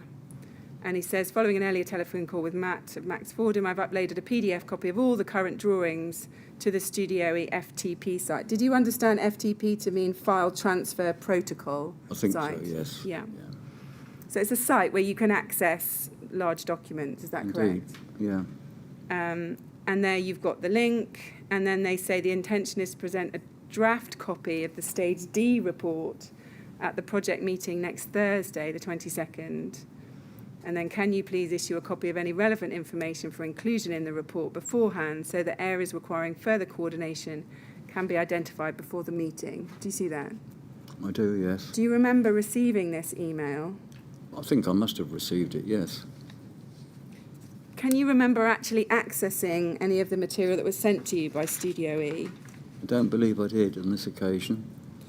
So we can see an email that you send back to Mr. Jess. Let's look at this. This is EXO 50601 at page 3. So if we look at the email you send at the top of that page, you say, Adrian, I haven't logged onto this FTP site before. How can I get onto it? Kind regards, Terry. Yes, I remember sending that. And then if we scroll up onto page 2, you get a longer email from Mr. Jess in which he says at the very end of that, he's updated certain drawings on the FTP site, and he sends you another link. A new link is sent. Do you see that? I do, yes, yeah. And then one email up on the 28th of November, Mr. Jess says that they're having a few email problems, and the email below has just bounced back. And then he talks about a design workshop, including the TMO at our offices, might be worth you attending. So looking at these exchanges now, does that prompt any recollection in whether you ever actually accessed that FTP site? No, I didn't actually access the FTP site. I originally said I couldn't, and how could I do it? And I think he must have sent me the same link, but I don't remember receiving that. Do you remember going back to Studio E and saying, well, I can't access the link, but can I have the drawings another way? No, I know, because that email there says we having a few email problems. I'm assuming that was the reason we decided to do it by way of a workshop rather than by looking at drawings. But that's only my assumption. Yeah. I didn't access the FTP site anyway. Wouldn't you have been keen to have seen the drawings that they had available on the FTP site, particularly given you didn't have information about their overcladding at this stage? Overcladding isn't mentioned anywhere in this correspondence. No, I'm assuming that this was to do with floor layouts. I see. Now, just to be clear, Mr. Ashton, we haven't been able to work out exactly what was on that FTP site. No. That doesn't seem to be information we can gather No. this length of time afterwards. I want to ask you a little bit about liaison with RBKC Building Control, because that takes place in late 2012. If we can go to ART 50385, this is an email that Mr. Soon sent to David Hale of Appleyards and others on the 17th, it appears to be the 13th of September 2012. Now, you're not copied into this, just to be clear. So this is after you've delivered your design note, but before issue 1 of your outline strategy. Right. And in the last 2 sentences of this email, it says, in that last paragraph, we've identified a 200k saving against the just on the measure to the elevations. Terry didn't identify any fundamental problems with the fire strategy, but liaison with building control is essential because, as he put it, RBKC set their own standards, and then Exova outline strategy attached. Now, I just want to ask you, I know you're not copied into this email, but what Mr. Soons might have meant there by reference to your comment that RBKC set their own standards? Was that something you said to him? No, not in those terms. I mean, I don't think that RBKC would ask for anything that the building regulations guidance documents gave them their entitlement to. That's a bit clumsily worded, but no, they don't have their own rules, if that's what he's implying. So you don't know what he's referring to here? I believe he's misreporting what I said. Can you remember what you said to him about building control? I think I have said before, and I'll say it again now, that during the discussions with Studio E, I did point out that RBKC Building Control were a little difficult to deal with, but that was it. That isn't saying that they have a different set of rules to the rest of the country. And what did you mean by that, a little difficult to deal with? They were, at the time, difficult to deal with, particularly where you were providing something which was not completely code compliant. I see. So they were sticklers for compliance, were they? Is that what you mean by... I think that's a fair description of them, yes. Yeah. Now, you wrote personally to John Allen at RBKC Building Control, attaching the first issue of your outline fire strategy on the 31st of October 2012 itself. Let's look at that. That's at SEA 406443.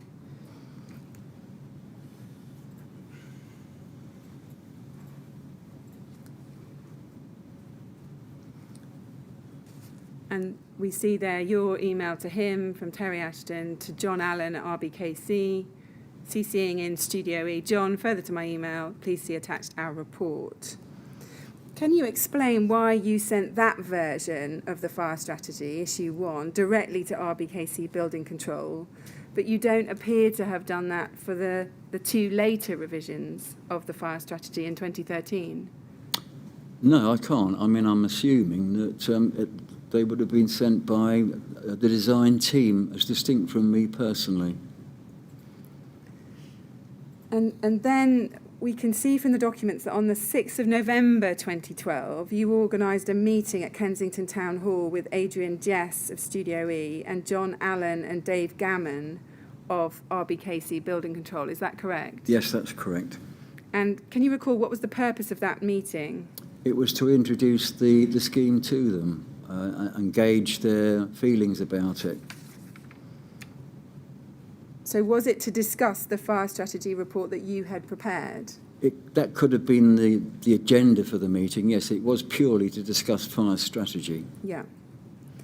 Now, your notes of this meeting are at EXO, if we can go to this, EXO 401371.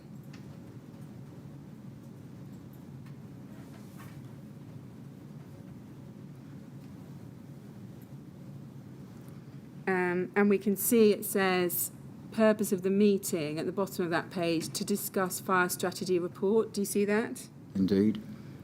And then if we look at page 2, we don't need to look at the detail. Let's just look at the headings. We can see you're discussing firefighting access, so that's B5. Yeah. Firefighting means of escape, so that's B5, possibly B1. And then if we go on to page 3, we've got means of escape, details required, and then consultation with the fire authority. So we see all those topics. Yes, I do. Yeah. And Adrian Jess also made notes following that meeting. Can we just look at those briefly as well? This is at SEA 406526.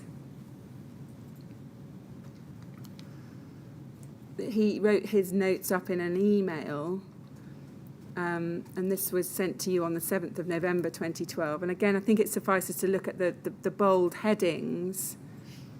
So he said, please find below my notes. And the bold headings, we've got firefighting, and then he's dealing with that on various aspects of the tower. Then he begins smoke ventilation. If we go over to the next page, and there's a number of points about smoke ventilation. Then we've got means of escape, detection and containment. Do you see that? I do. And then if we keep going, that's the last item. Do you see that? Yeah. Now, based on these two sets of notes, it appears that at this meeting there was no reference to requirement B4 and the external overcladding of the tower. Is that correct? That's correct. Can you explain why that was, given you knew it was going to be part of the refurbishment scheme? Well, it wasn't discussed because we were discussing their response to our report. If cladding had been an issue to be discussed, then I would have expected Studio E to say, can we put an item in the agenda on cladding? But they didn't. Wasn't that something you should have picked up on? Not necessarily. I mean, at that stage, I didn't really know what they were doing with the cladding. But wasn't that an opportunity to say, perhaps before the meeting, just to Studio E and to the TMO, I still haven't got enough details. I don't think I've seen enough on the cladding. This is an important part of the building control approval process and B4. We need to sort this out. Wasn't that something you should have done? It was something I think that Studio E could have done themselves. They could have said, can we start talking about cladding? Can we introduce the topic with building control, but they didn't see fit to. I see. And is it right that because you haven't mentioned the overcladding in your issue 1 of the fire strategy, that when it comes to this important meeting with building control, it's simply not discussed? Correct. Well, I'm not saying it wasn't discussed because I hadn't mentioned it in my report. I mean, we went there to talk about means of escape and firefighting access generally, but Dave Gammon had already looked at the report and had given a sort of verbal response to it at the meeting. So we were looking at his notes that responded to ours. I see. But how would Dave Gammon know that overcladding was part of the scheme? It's not mentioned in your report. No. Maybe he didn't know. And you didn't think to check that building control knew that? No. Now, by this point, we know you've had the Studio E Stage C report, but I think it follows from your earlier answers that you wouldn't have looked at that prior to this meeting. No. At the date of this meeting, did you know about the proposed use of PIR insulation? No. PIR insulation where? Sorry, I mean... As part of the overcladding, underneath the rain screen, as part of the overcladding? No, absolutely not. Can we go to Mr. Soons's witness statement? This is at SEA 30-14273 at page 72.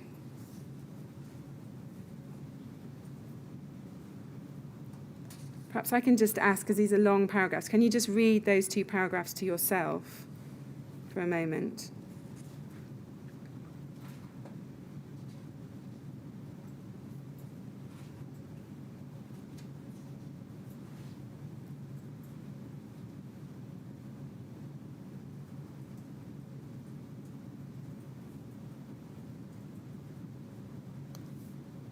Well, I suggest to you that at the end of 146 that building control did not express any concerns about the proposed cladding or the cellar change. that they hadn't been told about it. Right.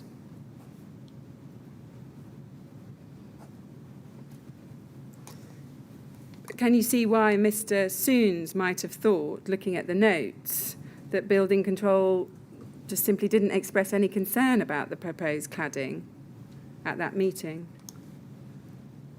I'm not quite sure why he assumed that when it wasn't tabled with the Building Control Authority. I see. It's an assumption on his part that it was. And just to be clear, can you explain why wasn't the cladding significant enough to add it to the agenda with building control so you could discuss their views on it? Well, because we hadn't looked at any cladding at that stage. And wasn't it your responsibility in leading the meeting to at least include reference to the cladding so as to cover all areas of fire safety? No, not necessarily. Okay. I'm now going to come to a different topic here, and it'll be obvious why this is relevant in a moment. So I want to ask you about your awareness at this time, this is 2012 and 2013, of the risks posed by combustible materials in external wall systems, okay? And we're going to look in due course at issues 2 and 3 of the outline strategy. First of all, can you tell us what, if any, training or study had you undertaken into the hazards of rain screen cladding systems or other building facades containing combustible materials as at 2013? We didn't have any specific training on that aspect of building design. I mean, obviously, as a fire consultancy, we were aware of a number of serious fires that had occurred worldwide because of the use of inappropriate materials on buildings, and some in the UK, where plastic soffits had caught fire and caused fire spread. There was the obvious case of Lakanal House. Yeah. And I've seen examples myself where you've had external fire spread where there's been no combustible material applied to the facade, but where fire has been channeled up the building by the building configuration, which formed a sort of chimney, albeit in reinforced concrete. So, yes, I was well aware of the potential for external fire spread.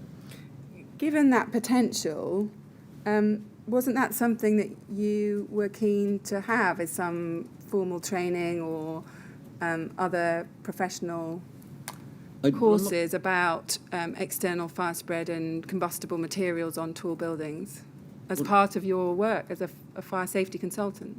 As part of our work as fire safety consultants, we were expected to know what the standards were and what should and shouldn't be used on external wall construction or on roofs, for that matter.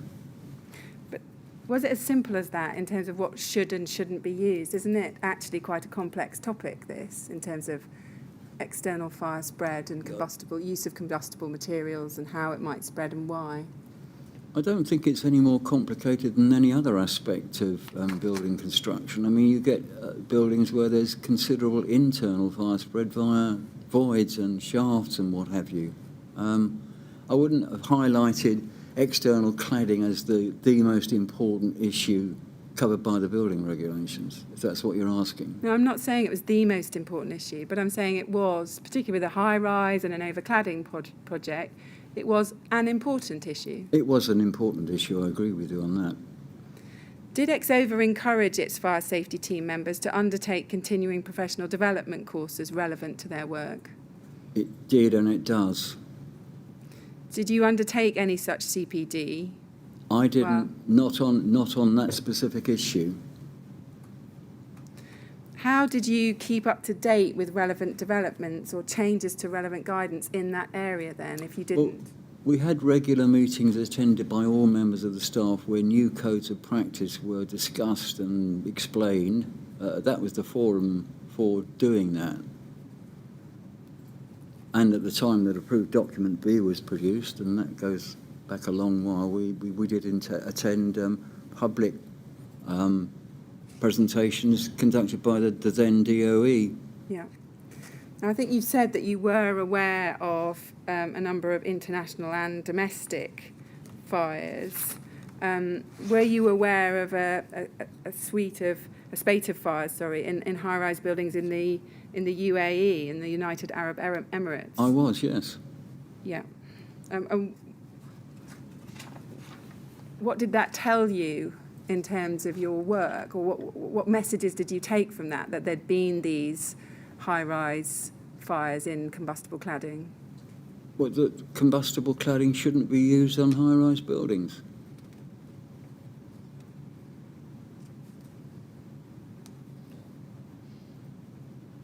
Were you aware that projects involving composite metal materials and external insulation required heightened vigilance given the risks that are posed in the use of such materials? No, I wasn't. I've not encountered the term composite metal. Materials, so composite metal products. So something that's not just purely aluminium or purely zinc, but has a different core, a polymeric core. Were you aware? No, I wasn't aware at the time, no. Were you aware that guidance was produced by the BRE concerning the hazards posed by exterior wall cladding systems in 1998, 2003 and 2013? I was aware of BR 135, and I was aware that they developed large-scale tests to test assemblies that to ensure that there wasn't fire spread up the face of a building. Had you actually read BR 135 yourself?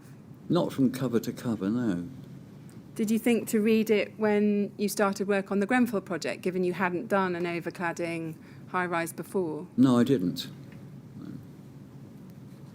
Were you aware that it contained extensive warnings as well as guidance on the fire risks associated with cladding systems? Yes, I was. And were you aware that it drew attention to the possibility of rapid fire spread in external cladding systems? Yes, I was aware of that, particularly if you use the wrong materials. And were you aware that it drew attention to the problems with cavities within such systems, for example, leading to flame extension of 5 to 10 times? Yes, I was.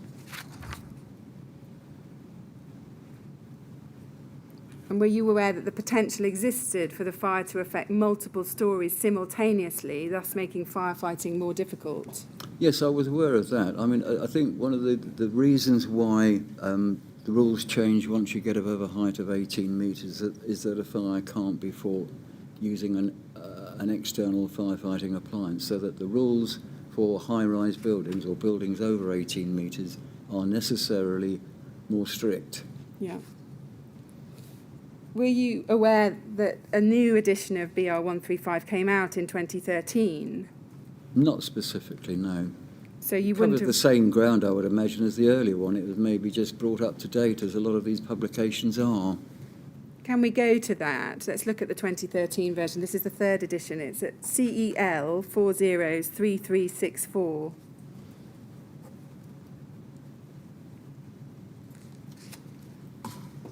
So this is the third edition by Sarah Colwell and Tony Baker. Right. So you didn't, I think you just said you didn't read it during the time you were working on the Grenfell project. Have you ever read this guidance? Not in detail. I am aware of the document's existence.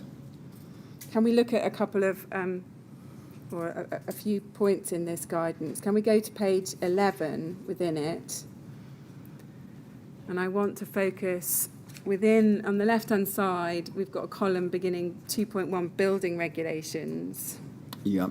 And in the third paragraph of that, I'm just going to read this out to you. So it talks about these potentially conflicting requirements are highlighted in the area of innovative materials and designs, which are being driven by the need to construct more energy efficient and sustainable buildings. In order to meet these design challenges, the range of new and innovative materials and designs of systems being offered as potential solutions has also increased the volumes of potentially combustible materials being used in external cladding applications.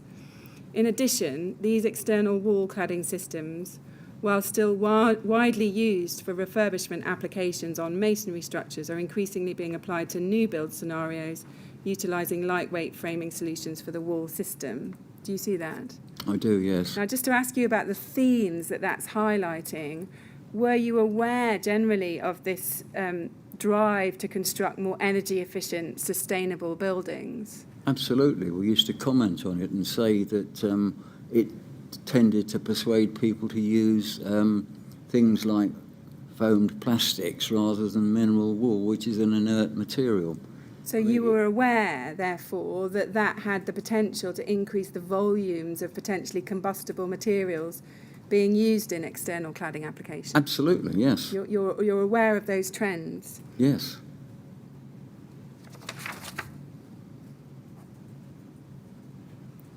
And then perhaps I can pick up just a few other parts of this. If you look at page 19,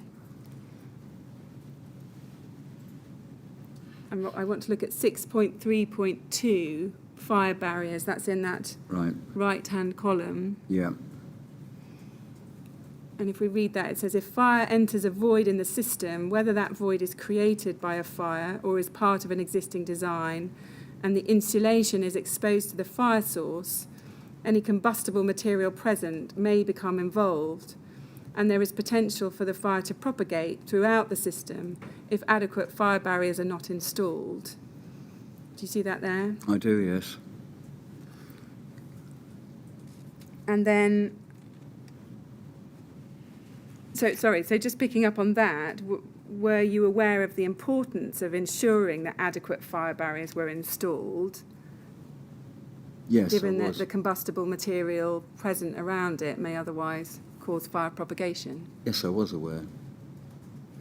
And then on page 22, we can look at 6.4.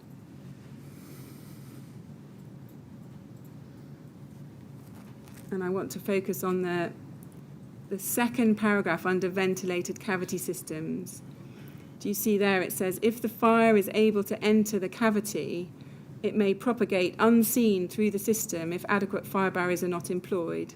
This may result in significant risk of system collapse or in the fire breaking out at significant distances from its origin. Do you see that? I do. And again, was that something you were aware of? Oh, yes. And then at 6.4.1, further down, the same page on the bottom left, performance of materials in fire, we've got insulation.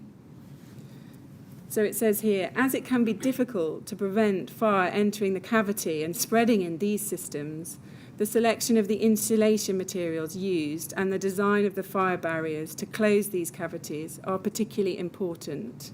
Do you see that? I do, yes. And again, were you aware of the particular importance of the selection of materials as outlined there? Yes, yes. If you were aware of that, why wasn't that something you were highlighting to the design team on the Grenfell project? Well, I think I said earlier that we didn't have any discussion with them about the cladding and the insulation. Had those discussions taken place, then we would have been able to give them the appropriate advice. But given that, for example, this important guidance is talking about the importance of the selection of the insulation materials to be used, why wasn't that something that you had a laser-like focus on at the time of working with the design team and preparing these fire strategies? I'm not sure I can say that I had a laser-like focus about anything. I mean, the thing is that we were looking at the building alterations. I was aware that there were proposals to overclad the building, but because we didn't discuss this, I didn't see fit to say to the design team, we need to have a discussion about what you're doing with the overcladding. Now, maybe I should have said that, but it didn't come from them. They didn't say we'd like to talk to you about what we're doing with the overcladding. I assumed that would happen at some point in the future. But given you were the fire experts, Exova have this international reputation, and you've explained in the fee proposal you're going to have access to real experts in this area. Wasn't that your responsibility to raise with Studio E? I don't see it that way. I mean, for all I knew, they could have been providing something using mineral wool with steel outer cladding, but they didn't tell me what they were doing. Let's just look at, before we leave this, just a couple more passages within this. If we go, so within section 641, on the right-hand column, under the heading External Panels and Finishes. Right. There we go, yeah. So you can see on the right-hand column, there's a heading just there, External Panels and Finishes. And at the end of the second paragraph, there's talk, so it talks that I'm going to pick it up where it says there in the middle, there's a potential risk of injury to people or damage to property if spalling material is expelled from the system during a fire. The panels may also generate large pieces of falling debris if the integrity of the fixings to the railing system is lost during the fire. Yeah. And then it says this, metal panels may fall from the system if the strength of the fixings is affected by the local fire source. They may also melt, generating molten metal debris if exposed directly to the sustained flame envelope or other combustible materials in the system. Do you see that? I do, yes. And was that something that you were aware of, the propensity of metal panels to melt and generate molten debris if exposed to an external fire? I was aware that there are certain materials you shouldn't use as cladding on an external face of a building. GRP, for example, would melt and fall off. Metal panels used as cladding might fall off the building if the fixings were inadequate. The metal panels wouldn't actually melt because they're non-combustible. I see. Then that last paragraph there, it says combustible panels are typically based on vinyl or glass reinforced plastic, although various new products are being developed in this area, some of which also contain insulation materials. Do you see that? I do, yes. Is that something that you were aware of, that new products were being developed in this area, some of which contained insulation materials? I wasn't aware that it was being used widely. I mean, I was aware that there were laminated panels that were used as decorative fascias, but I've never seen a proposal to use them as the complete facade of a building. But if you'd read this guidance, it would have alerted you to that, wouldn't it? It would have done, yes. And then it says these products generally have good surface spread of flame characteristics to prevent rapid fire spread across the surface of the system. But once the panels become involved in the fire, they have the potential to generate falling debris, add to the overall fire load, and provide a route for fire to propagate up the outside of the building. Do you see that? Yes, I do. And again, was that something that you were aware of at the time? I was aware, in general terms, that materials which have a good performance when the surface is applied to a flame would pass a test, but wouldn't necessarily be satisfactory where the whole assembly was in a fully developed fire. In other words, a Class O material is really only a material which has fairly minimal resistance to fire propagation and external fire spread, but it isn't necessarily, by definition, one that won't burn. Yeah. Thank you, Mr. Ashton. We'll come back to that topic when we look at some of the emails that were exchanged in 2014 between you and the design team. Okay. Just sticking with the guidance that was available about external fire spread, I just want to check, were you aware in 2013 that approved document B itself also expressly warned in section 12.5 that the use of combustible materials in the cladding system and extensive cavities may present a risk to health and safety in tall buildings? Yes, I was aware of that. Were you aware at this time of a report from Exova Warrington Fire in Australia on fire safety engineering design of combustible facades? That was dated December 2011. No, I've not encountered that document. Were you aware that warned that a combustible external facade may ignite from flames venting from a compartment fire and lead to a self-propagating fire spread. No, but I think that's what would That's happen where you use combustible materials on the facade of a building. And I want to ask you a little bit more about the different kinds of cladding panels that you had an awareness of at this time. I think you said before that you weren't really aware of composite metal panels, is that right? I'd not encountered them, no.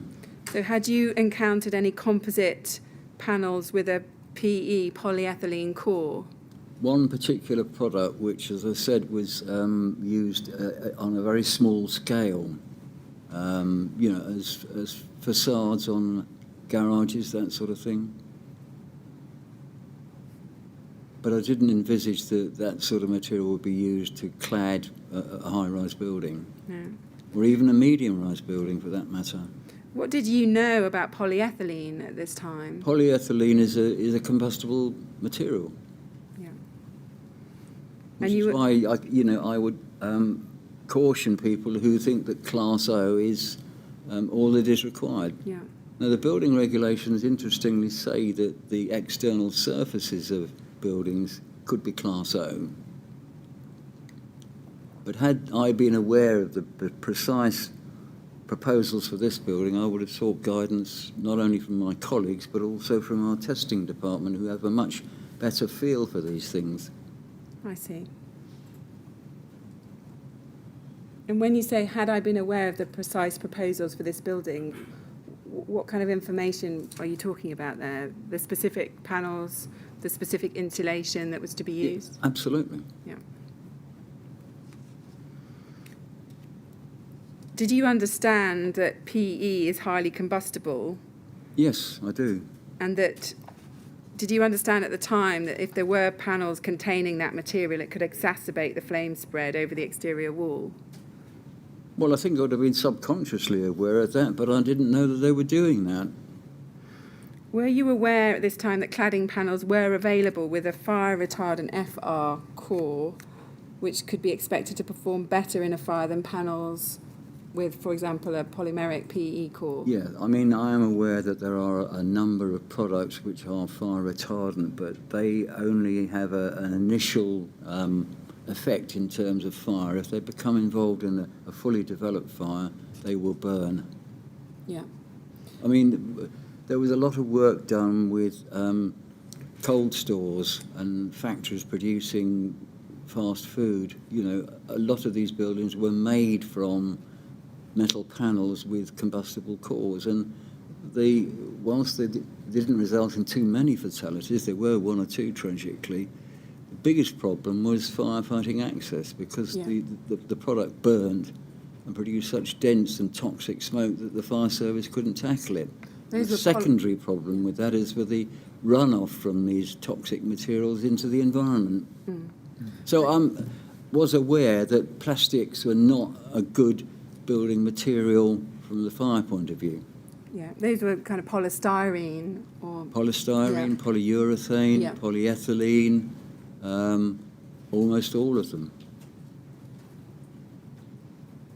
I think it must follow from your answers, but I want to ask you this nevertheless. Were you aware that ACM panels were ordinarily installed on a building in either a riveted or a cassette form?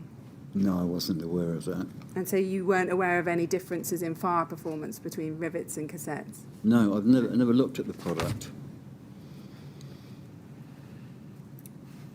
If you go to your witness statement now, this is at, I want to look at paragraph 3.6. This is your first statement at EXO 401621, page 3. Right.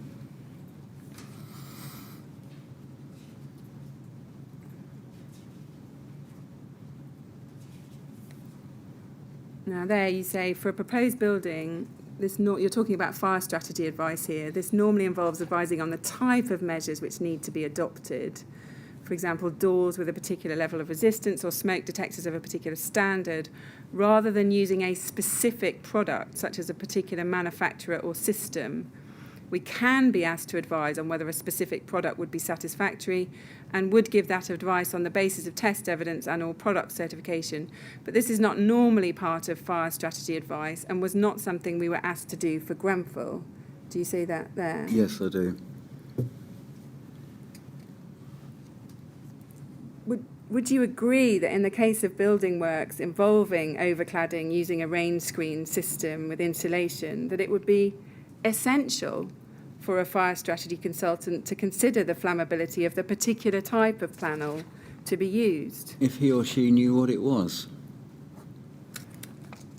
I see. So we're back to, if you're told what it was, you can advise. Yeah, exactly. But if you're not, you don't. No, that's right. Would you agree with me, though, that it would be essential to know the particular type of panel or particular type of insulation to advise on the fire hazards proposed by that and its compliance with the building regulations? Yes, I think that is essential that you have that knowledge, provided you're told what materials are being used. And would you also agree that without taking account of the particular type of panel or insulation to be used, a fire strategy consultant couldn't identify the main fire safety issues for the project? Not as written, it didn't. No, I agree with that. I mean, if we'd been given a presentation showing what was proposed, then we would been able to have assessed that. Not necessarily on our own. We may well have talked to our testing and certification department to see what the fire properties of what was proposed were.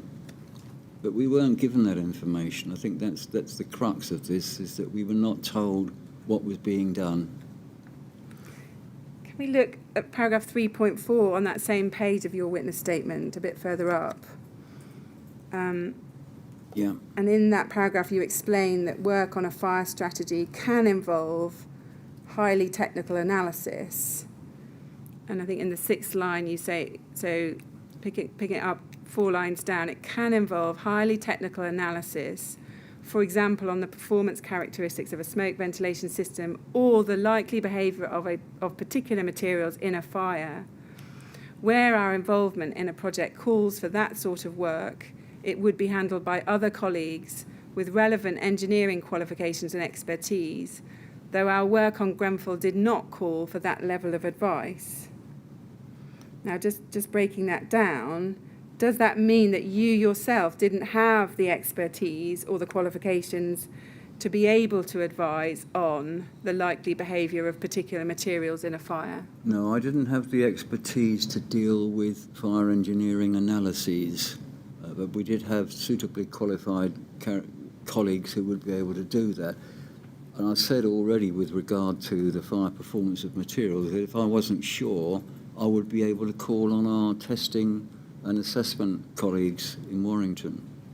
So just looking at the words you've used there, you've singled out all the likely behaviour of particular materials in a fire. Are you saying that what you've written here isn't right, that actually where that was necessary, it wouldn't be handled by other colleagues, wouldn't necessarily be handled by other colleagues, and it might be handled by you, depending on... If I can put this another way, if somebody said we need to do a CFD analysis on the smoke movement in the lobbies at the stairs in this building, I would rely on a colleague with the appropriate technical qualifications to do that. If somebody then said to me, we are proposing to use X and Y to line the facade of the building, I would make a judgment based on what I knew, and if I wasn't sure, then I would ask for test evidence and or get advice from the people that do fire testing on a daily basis. And what checks would you do to work out whether you could be sure or not? What considerations would you bear in mind about whether you could advise on that or whether you needed to refer it to colleagues? Well, I would suggest that anything that had plastic in it, unless there was a straightforward fire test certificate to back up its use in the given situation, such as an 8414 test, and there are products that have passed that which are not non-combustible, then I would need to get further advice. And what about a new type of insulation that's come on the market? Then we would have to discuss it with our testing colleagues. I mean, basically, and this might sound simplistic, but if a building material is inert, it won't burn. If it isn't inert, it will burn, and the degree of burning or the degree of severity of burning will be subject to what its chemical composition is. And some plastics will perform better than others. For example, there are plastic-type insulation materials used as insulation in external wall construction, which have passed the BS 841 for large-scale test, and which therefore satisfy BR 135. But they're few and far between. I'm interested as well to explore why you say in that last 2 lines, though our work on the Grenfell Tower did not call for that level of advice. Didn't it call for precisely that level of advice? It didn't call for any fire engineering techniques, the work that we did on Grenfell Tower. We did offer them. This is written after the fire, this statement. We weren't asked to do the CFD analysis to demonstrate that the smoke extract system in the tower was adequate. We did offer it, but they didn't take us up on that. But focusing on the likely behaviour of particular materials in a fire, Well, I think that's a statement. why wasn't that? Well, that's a statement of fact. We weren't told what they were using.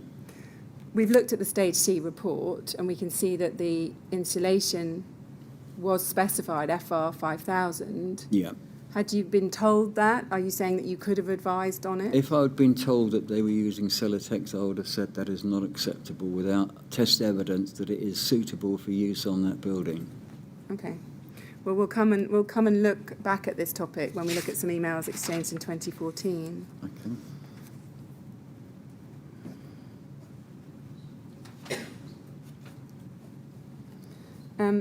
I now want to look at the Studio E Stage D report. So we saw in that earlier email that we looked at when they were setting up the building control meeting that Studio E were talking about getting a draft of their Stage D report ready.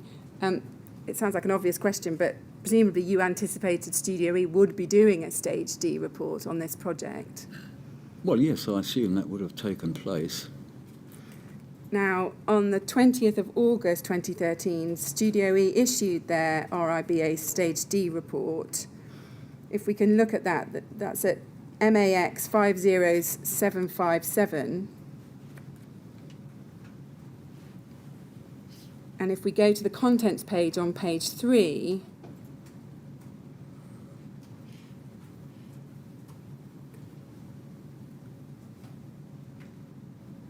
the Exova first issue outline fire safety report was included at Appendix D. Can you see that at the bottom? Yes, I can. It says fire safety report, and we Yeah. can see when we look further within the report that that was the issue 1, the 31st of October 2012 report that Studio included, because that was the most up-to-date information they had from you at that stage. Yes, that's right. And we can see that Exova were listed as being the fire engineer on the design team on page 4 in the right-hand column. If we can go to that. You're there, second bracket Yes. down. Yep. Were you aware at the time that Exova's first outline strategy report from October 12 was included in the Stage D report? No, I wasn't. Just for the record, that appears at page 78. So had Studio E asked Exova or spoken to Exova about the fact they were going to include that report? No, they didn't.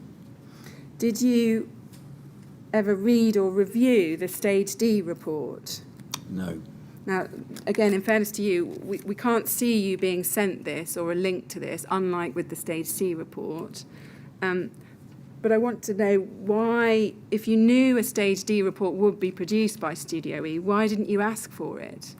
I wouldn't normally ask for it. It's the same comment with regard to the Stage C applies, really. If the architect felt they wanted some guidance on what they'd put in the Stage D report, then I would have expected them to say, can you please look at that and tell us what you think? But weren't you keen to see their Stage D report at some point in 2013, given you knew you hadn't yet advised in detail on the cladding? I'm sorry, you didn't. You said earlier they didn't even send a link to me. Agreed. So you can't see that they you did. obviously didn't want my comments on the report, from what you're saying. But I'm asking you why that wasn't a piece of information, a piece of important information on the project that you yourself would be asking for if you haven't seen it. Well, I think I said earlier in our discussions that I don't normally look at stage C or stage D reports unless I'm specifically asked to do that. Okay. I'm not going to take you through the detail of this, but merely to note that there are references again in this to zinc composite rain screen panels and also to the proposed installation, the Celotex FR5000, it's named, Okay. as with the Stage C report. I now therefore want to look at issue 2 of the outline fire safety strategy, dated the 24th of October 2013. Can we go to this? This is at EXO 50430.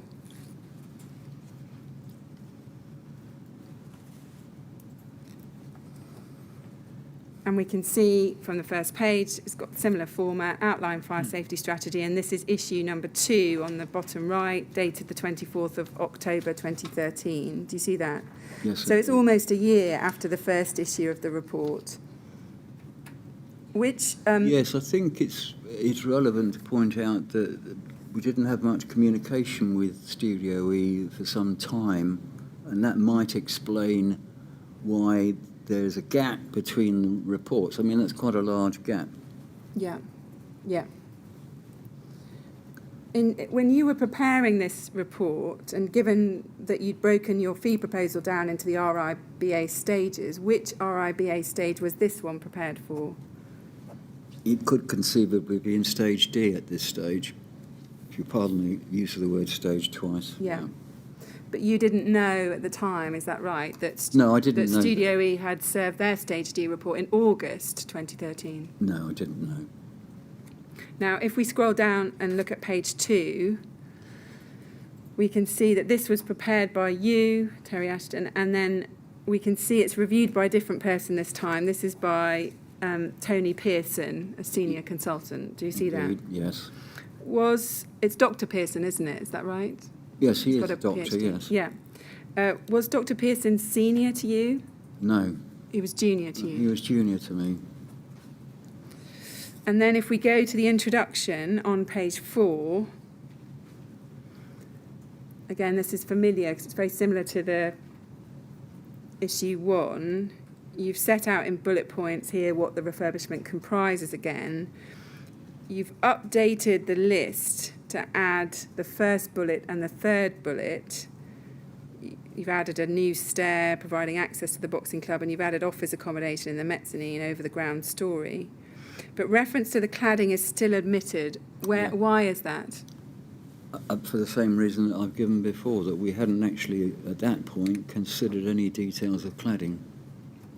So even though you were provided with a link to the Studio E Stage C report back in October 2012, you'd not considered that report by this time? No. No.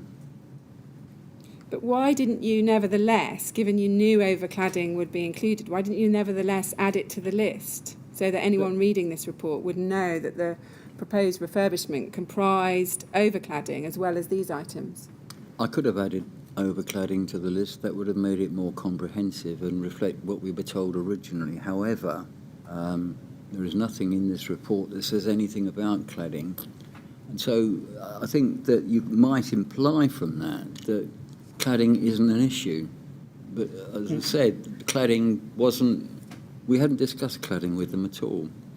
No, but it might be thought, Mr. Ashton, that when you give a description of the refurbishment, because you then set out what it comprises, something as substantial as overcladding the whole building perhaps ought to have been included. Yes, I agree. Yes, it should have been. Thank you. Now, you've got some drawings mentioned here at the end of this section. You say the report is based on discussions held with the design team, RBKC and on fire access and fire strategy drawings, and you've given some numbers. Now, we know that those were general arrangement drawings. We've looked at those, and Yes. they don't show any information about the cladding, just to be clear. Correct. And then if we go to the B4 section, starting with that again, if we look at page 8, we can see at paragraph 3.1.4, what's said there is unchanged from the first issue. Is that right? Correct, yes. And you've said in your witness statement, we don't need to turn it up, I don't think, at 4.15, that you'd still not received any information regarding any proposals in relation to overcladding and therefore did not make any change to this part of the report. Yeah, that's correct. And I put to you that it's simply not right that you'd received no information regarding the overcladding, given you'd received a link to the Studio E Stage C report, which did have information about it in. Yes, but as I said earlier, I wasn't encouraged to look at that. There was nothing from Studio E saying, would I please look at it and comment on its contents? Now, we know you've met with Studio E, you've met with Building Control in the November 12, Yeah. and you've had an opportunity to see drawings. Didn't you have enough information to offer at least some advice about the external cladding at this stage? I didn't have any information on the external cladding. Do you accept that the statement you've made here remained potentially misleading because, in fact, you've still not given consideration to the implications of the refurbishment works to external fire spread? Well, clearly, Studio E thought that this gave them carte blanche to do what they wanted in that regard. But I'm not sure that not everybody would take that as being confirmation that everything that was being done to the building was okay in terms of external fire spread. But again, why not include a big caveat and say, it's a year on and I still haven't had the information I need. That information would be X, Y, and Z, or send a separate email saying, by the way, my B4 section is unchanged, but that's because I don't have any proposed details. Why not do that? Well, I didn't. I mean, I could have done, I guess. And I want to put the point again to you, because I'm not sure you actually answered it last time, that wouldn't it have been helpful for the design team to have at least had the key requirements on B4, given we know they're going to overclad this building? You say you're aware of the use of combustible materials, increased use of combustible materials. Wouldn't it have been helpful for them to have had the basic performance requirements set out in section 12? Well, I think it would have been, yes. It's not something you do routinely, but we didn't do it in this particular case.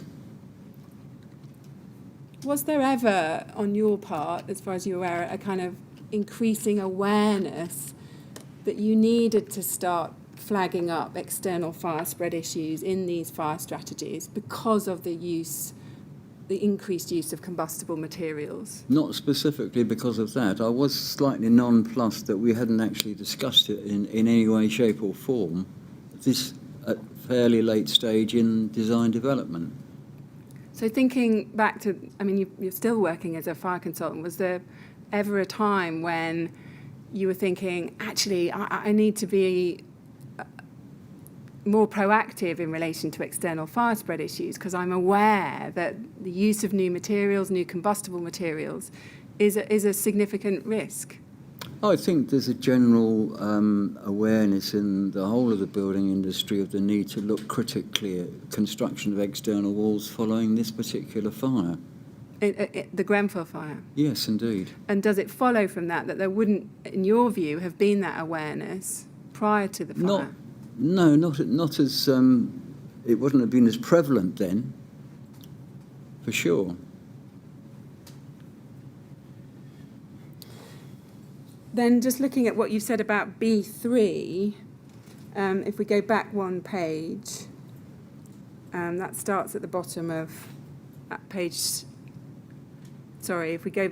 Sorry, it's at the top of page 8. Okay. Yes, sorry, there's the B3 section again. Yeah. And am I right, again, there's no change, again, in relation to the B3 part? Not in terms of what we were doing, no, there is no change. So no guidance there to the design team about, for example, part 9 of approved document B and the provision of cavity barriers? No. Now, in terms of B1, means of warning and escape, in issue 2 at section 311, this is on page 6, if we can go to that, Right. you've added a new paragraph under the heading means of escape apartments. So that third, more meaty paragraph there, beginning while the sharing means of escape, do you see that? Yes, I do, yes. Am I right that that's a new paragraph that wasn't in the It is, the yes. first? So it says, while the sharing means of escape between residential and non-residential accommodation is not endorsed by current statutory guidance, these proposals represent a continuation of the existing principles for means of escape in the building and therefore do not create a non-compliance with the requirements of the building regulations. It's noted in this context that the fire loads in the offices and boxing club are no greater than those in a typical flat and that the non-residential accommodation will be separated from the stairs by ventilated lobbies, see below. The risks the occupants of a flat from a fire in a non-residential demise are therefore not considered significantly greater than those stemming from a fire in another flat. Do you see that? I do indeed. Now, as we've already discussed, Dr. Pearson reviewed issue 2 of this strategy, didn't he? He did. And did he draft this additional paragraph before the report was issued? I believe he altered what I'd already written. And is it right that you didn't read what he'd written before it was sent out? No, I didn't. It was sent out. I asked him to review it, and he made that change, and then asked Ms. Traynor to issue the report. Now, when you did read it, we know that you sent him an email on the 24th of October 2013. Can we just go to that? That's at EXO 401444.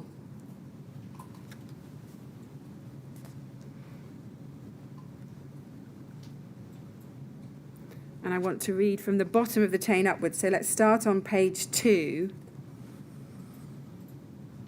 There's an email from Margaret Trenor at 1540,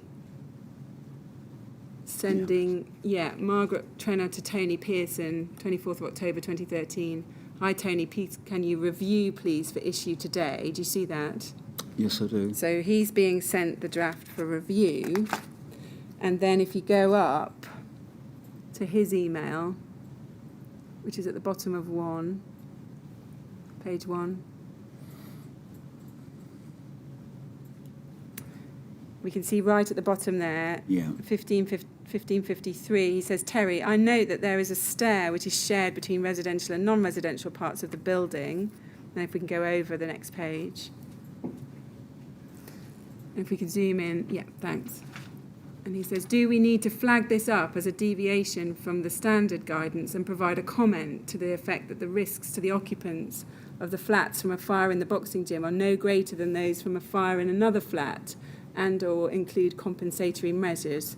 Cheers, Tony. Do you see that? I do, yes. And then if we go back to page 1 and look at the email above his email,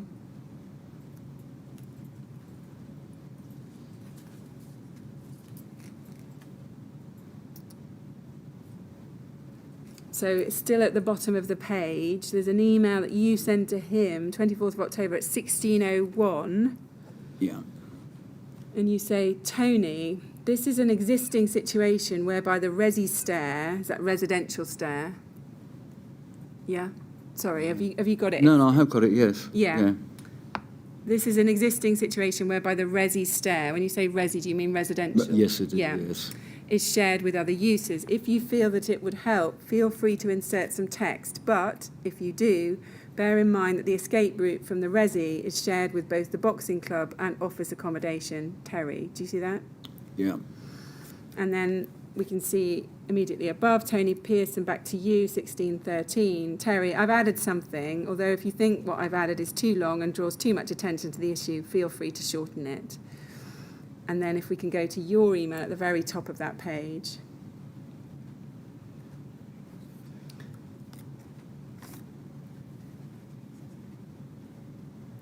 you say, Tony, I told Mags to send the report out. This is on the 24th. I told Mags to send the report out without reading what you'd added.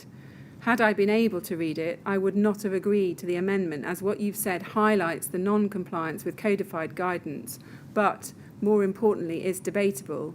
Let's hope that Paul Hansen doesn't pick up on it. Terry, do you see that there? I do, yes. And I think we see that actually before you sent that, there's an email just below that from Tony Pearson where he actually sends you the text that he'd inserted. So he sends that to you in an email and then you've responded. Yes.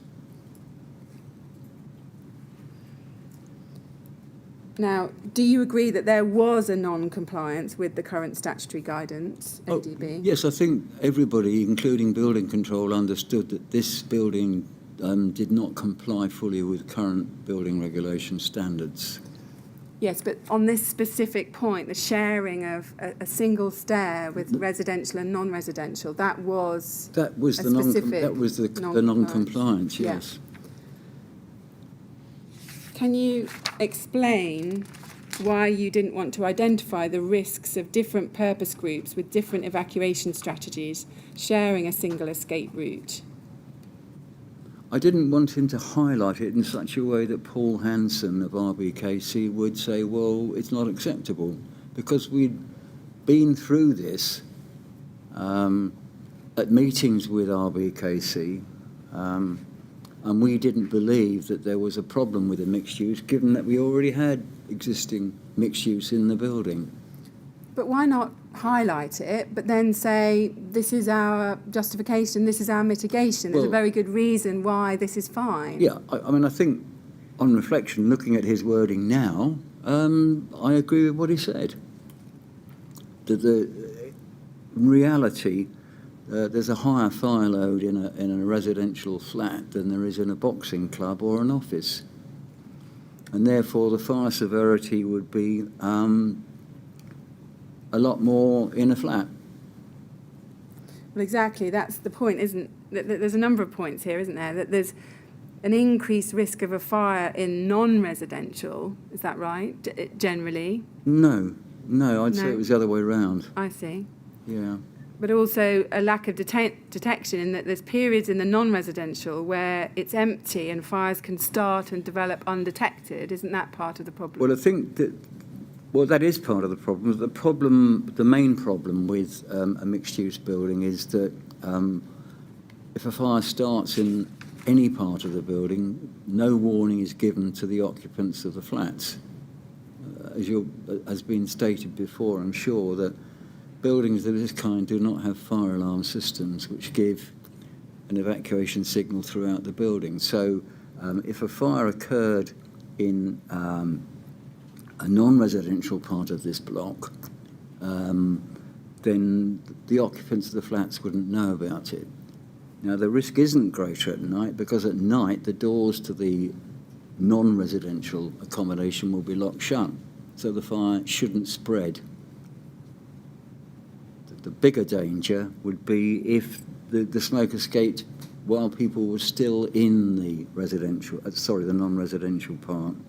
I see. But if you look at that within the context of the overall evacuation strategy, it wouldn't have caused people in the flats to escape. Right. So it's really a question of emphasis, and maybe I overreacted to what Tony put in my report. Yeah. And as I say, having looked at it again, I agree with what he put.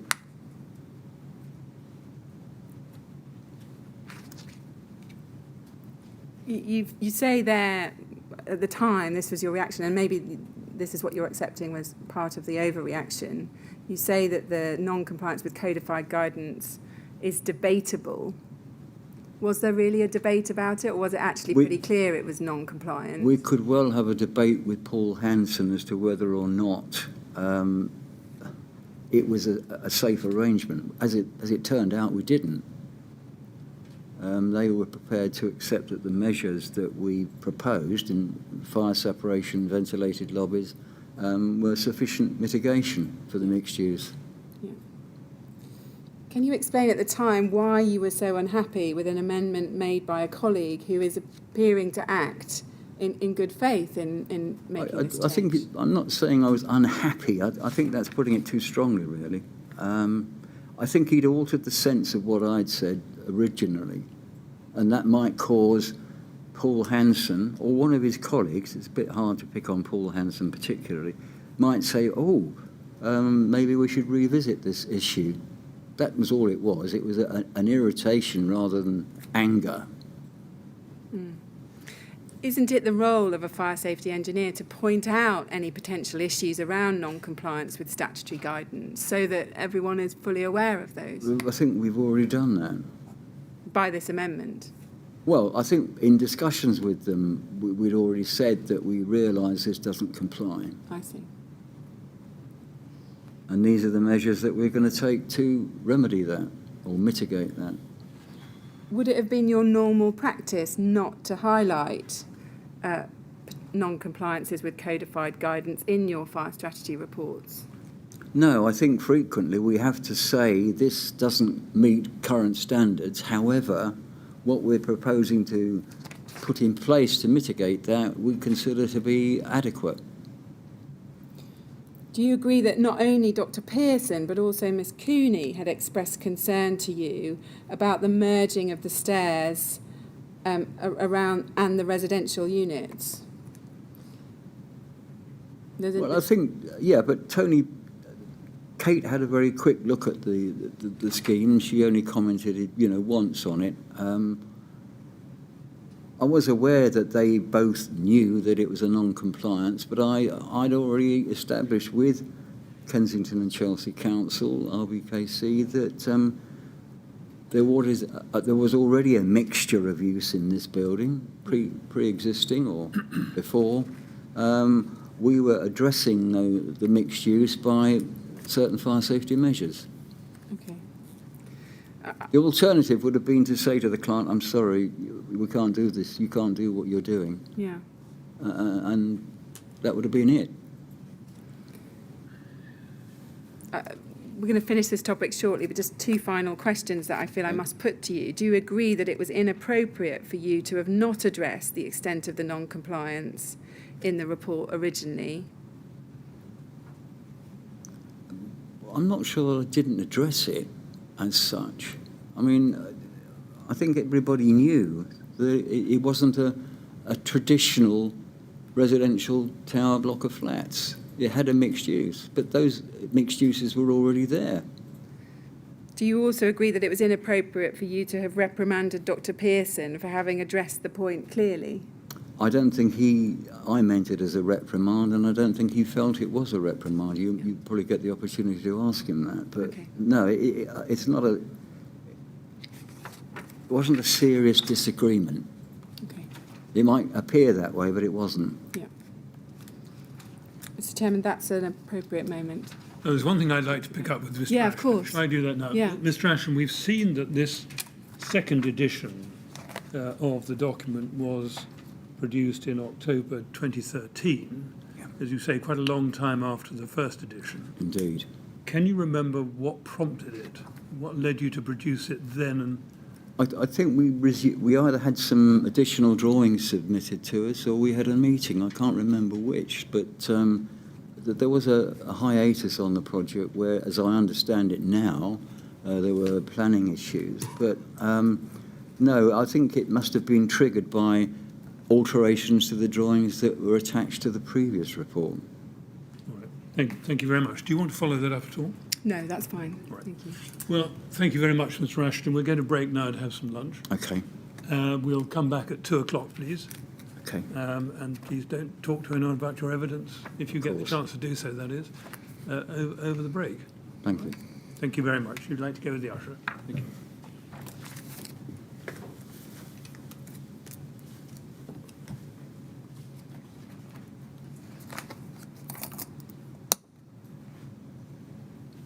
Good. Thank you very much. 2:00, please.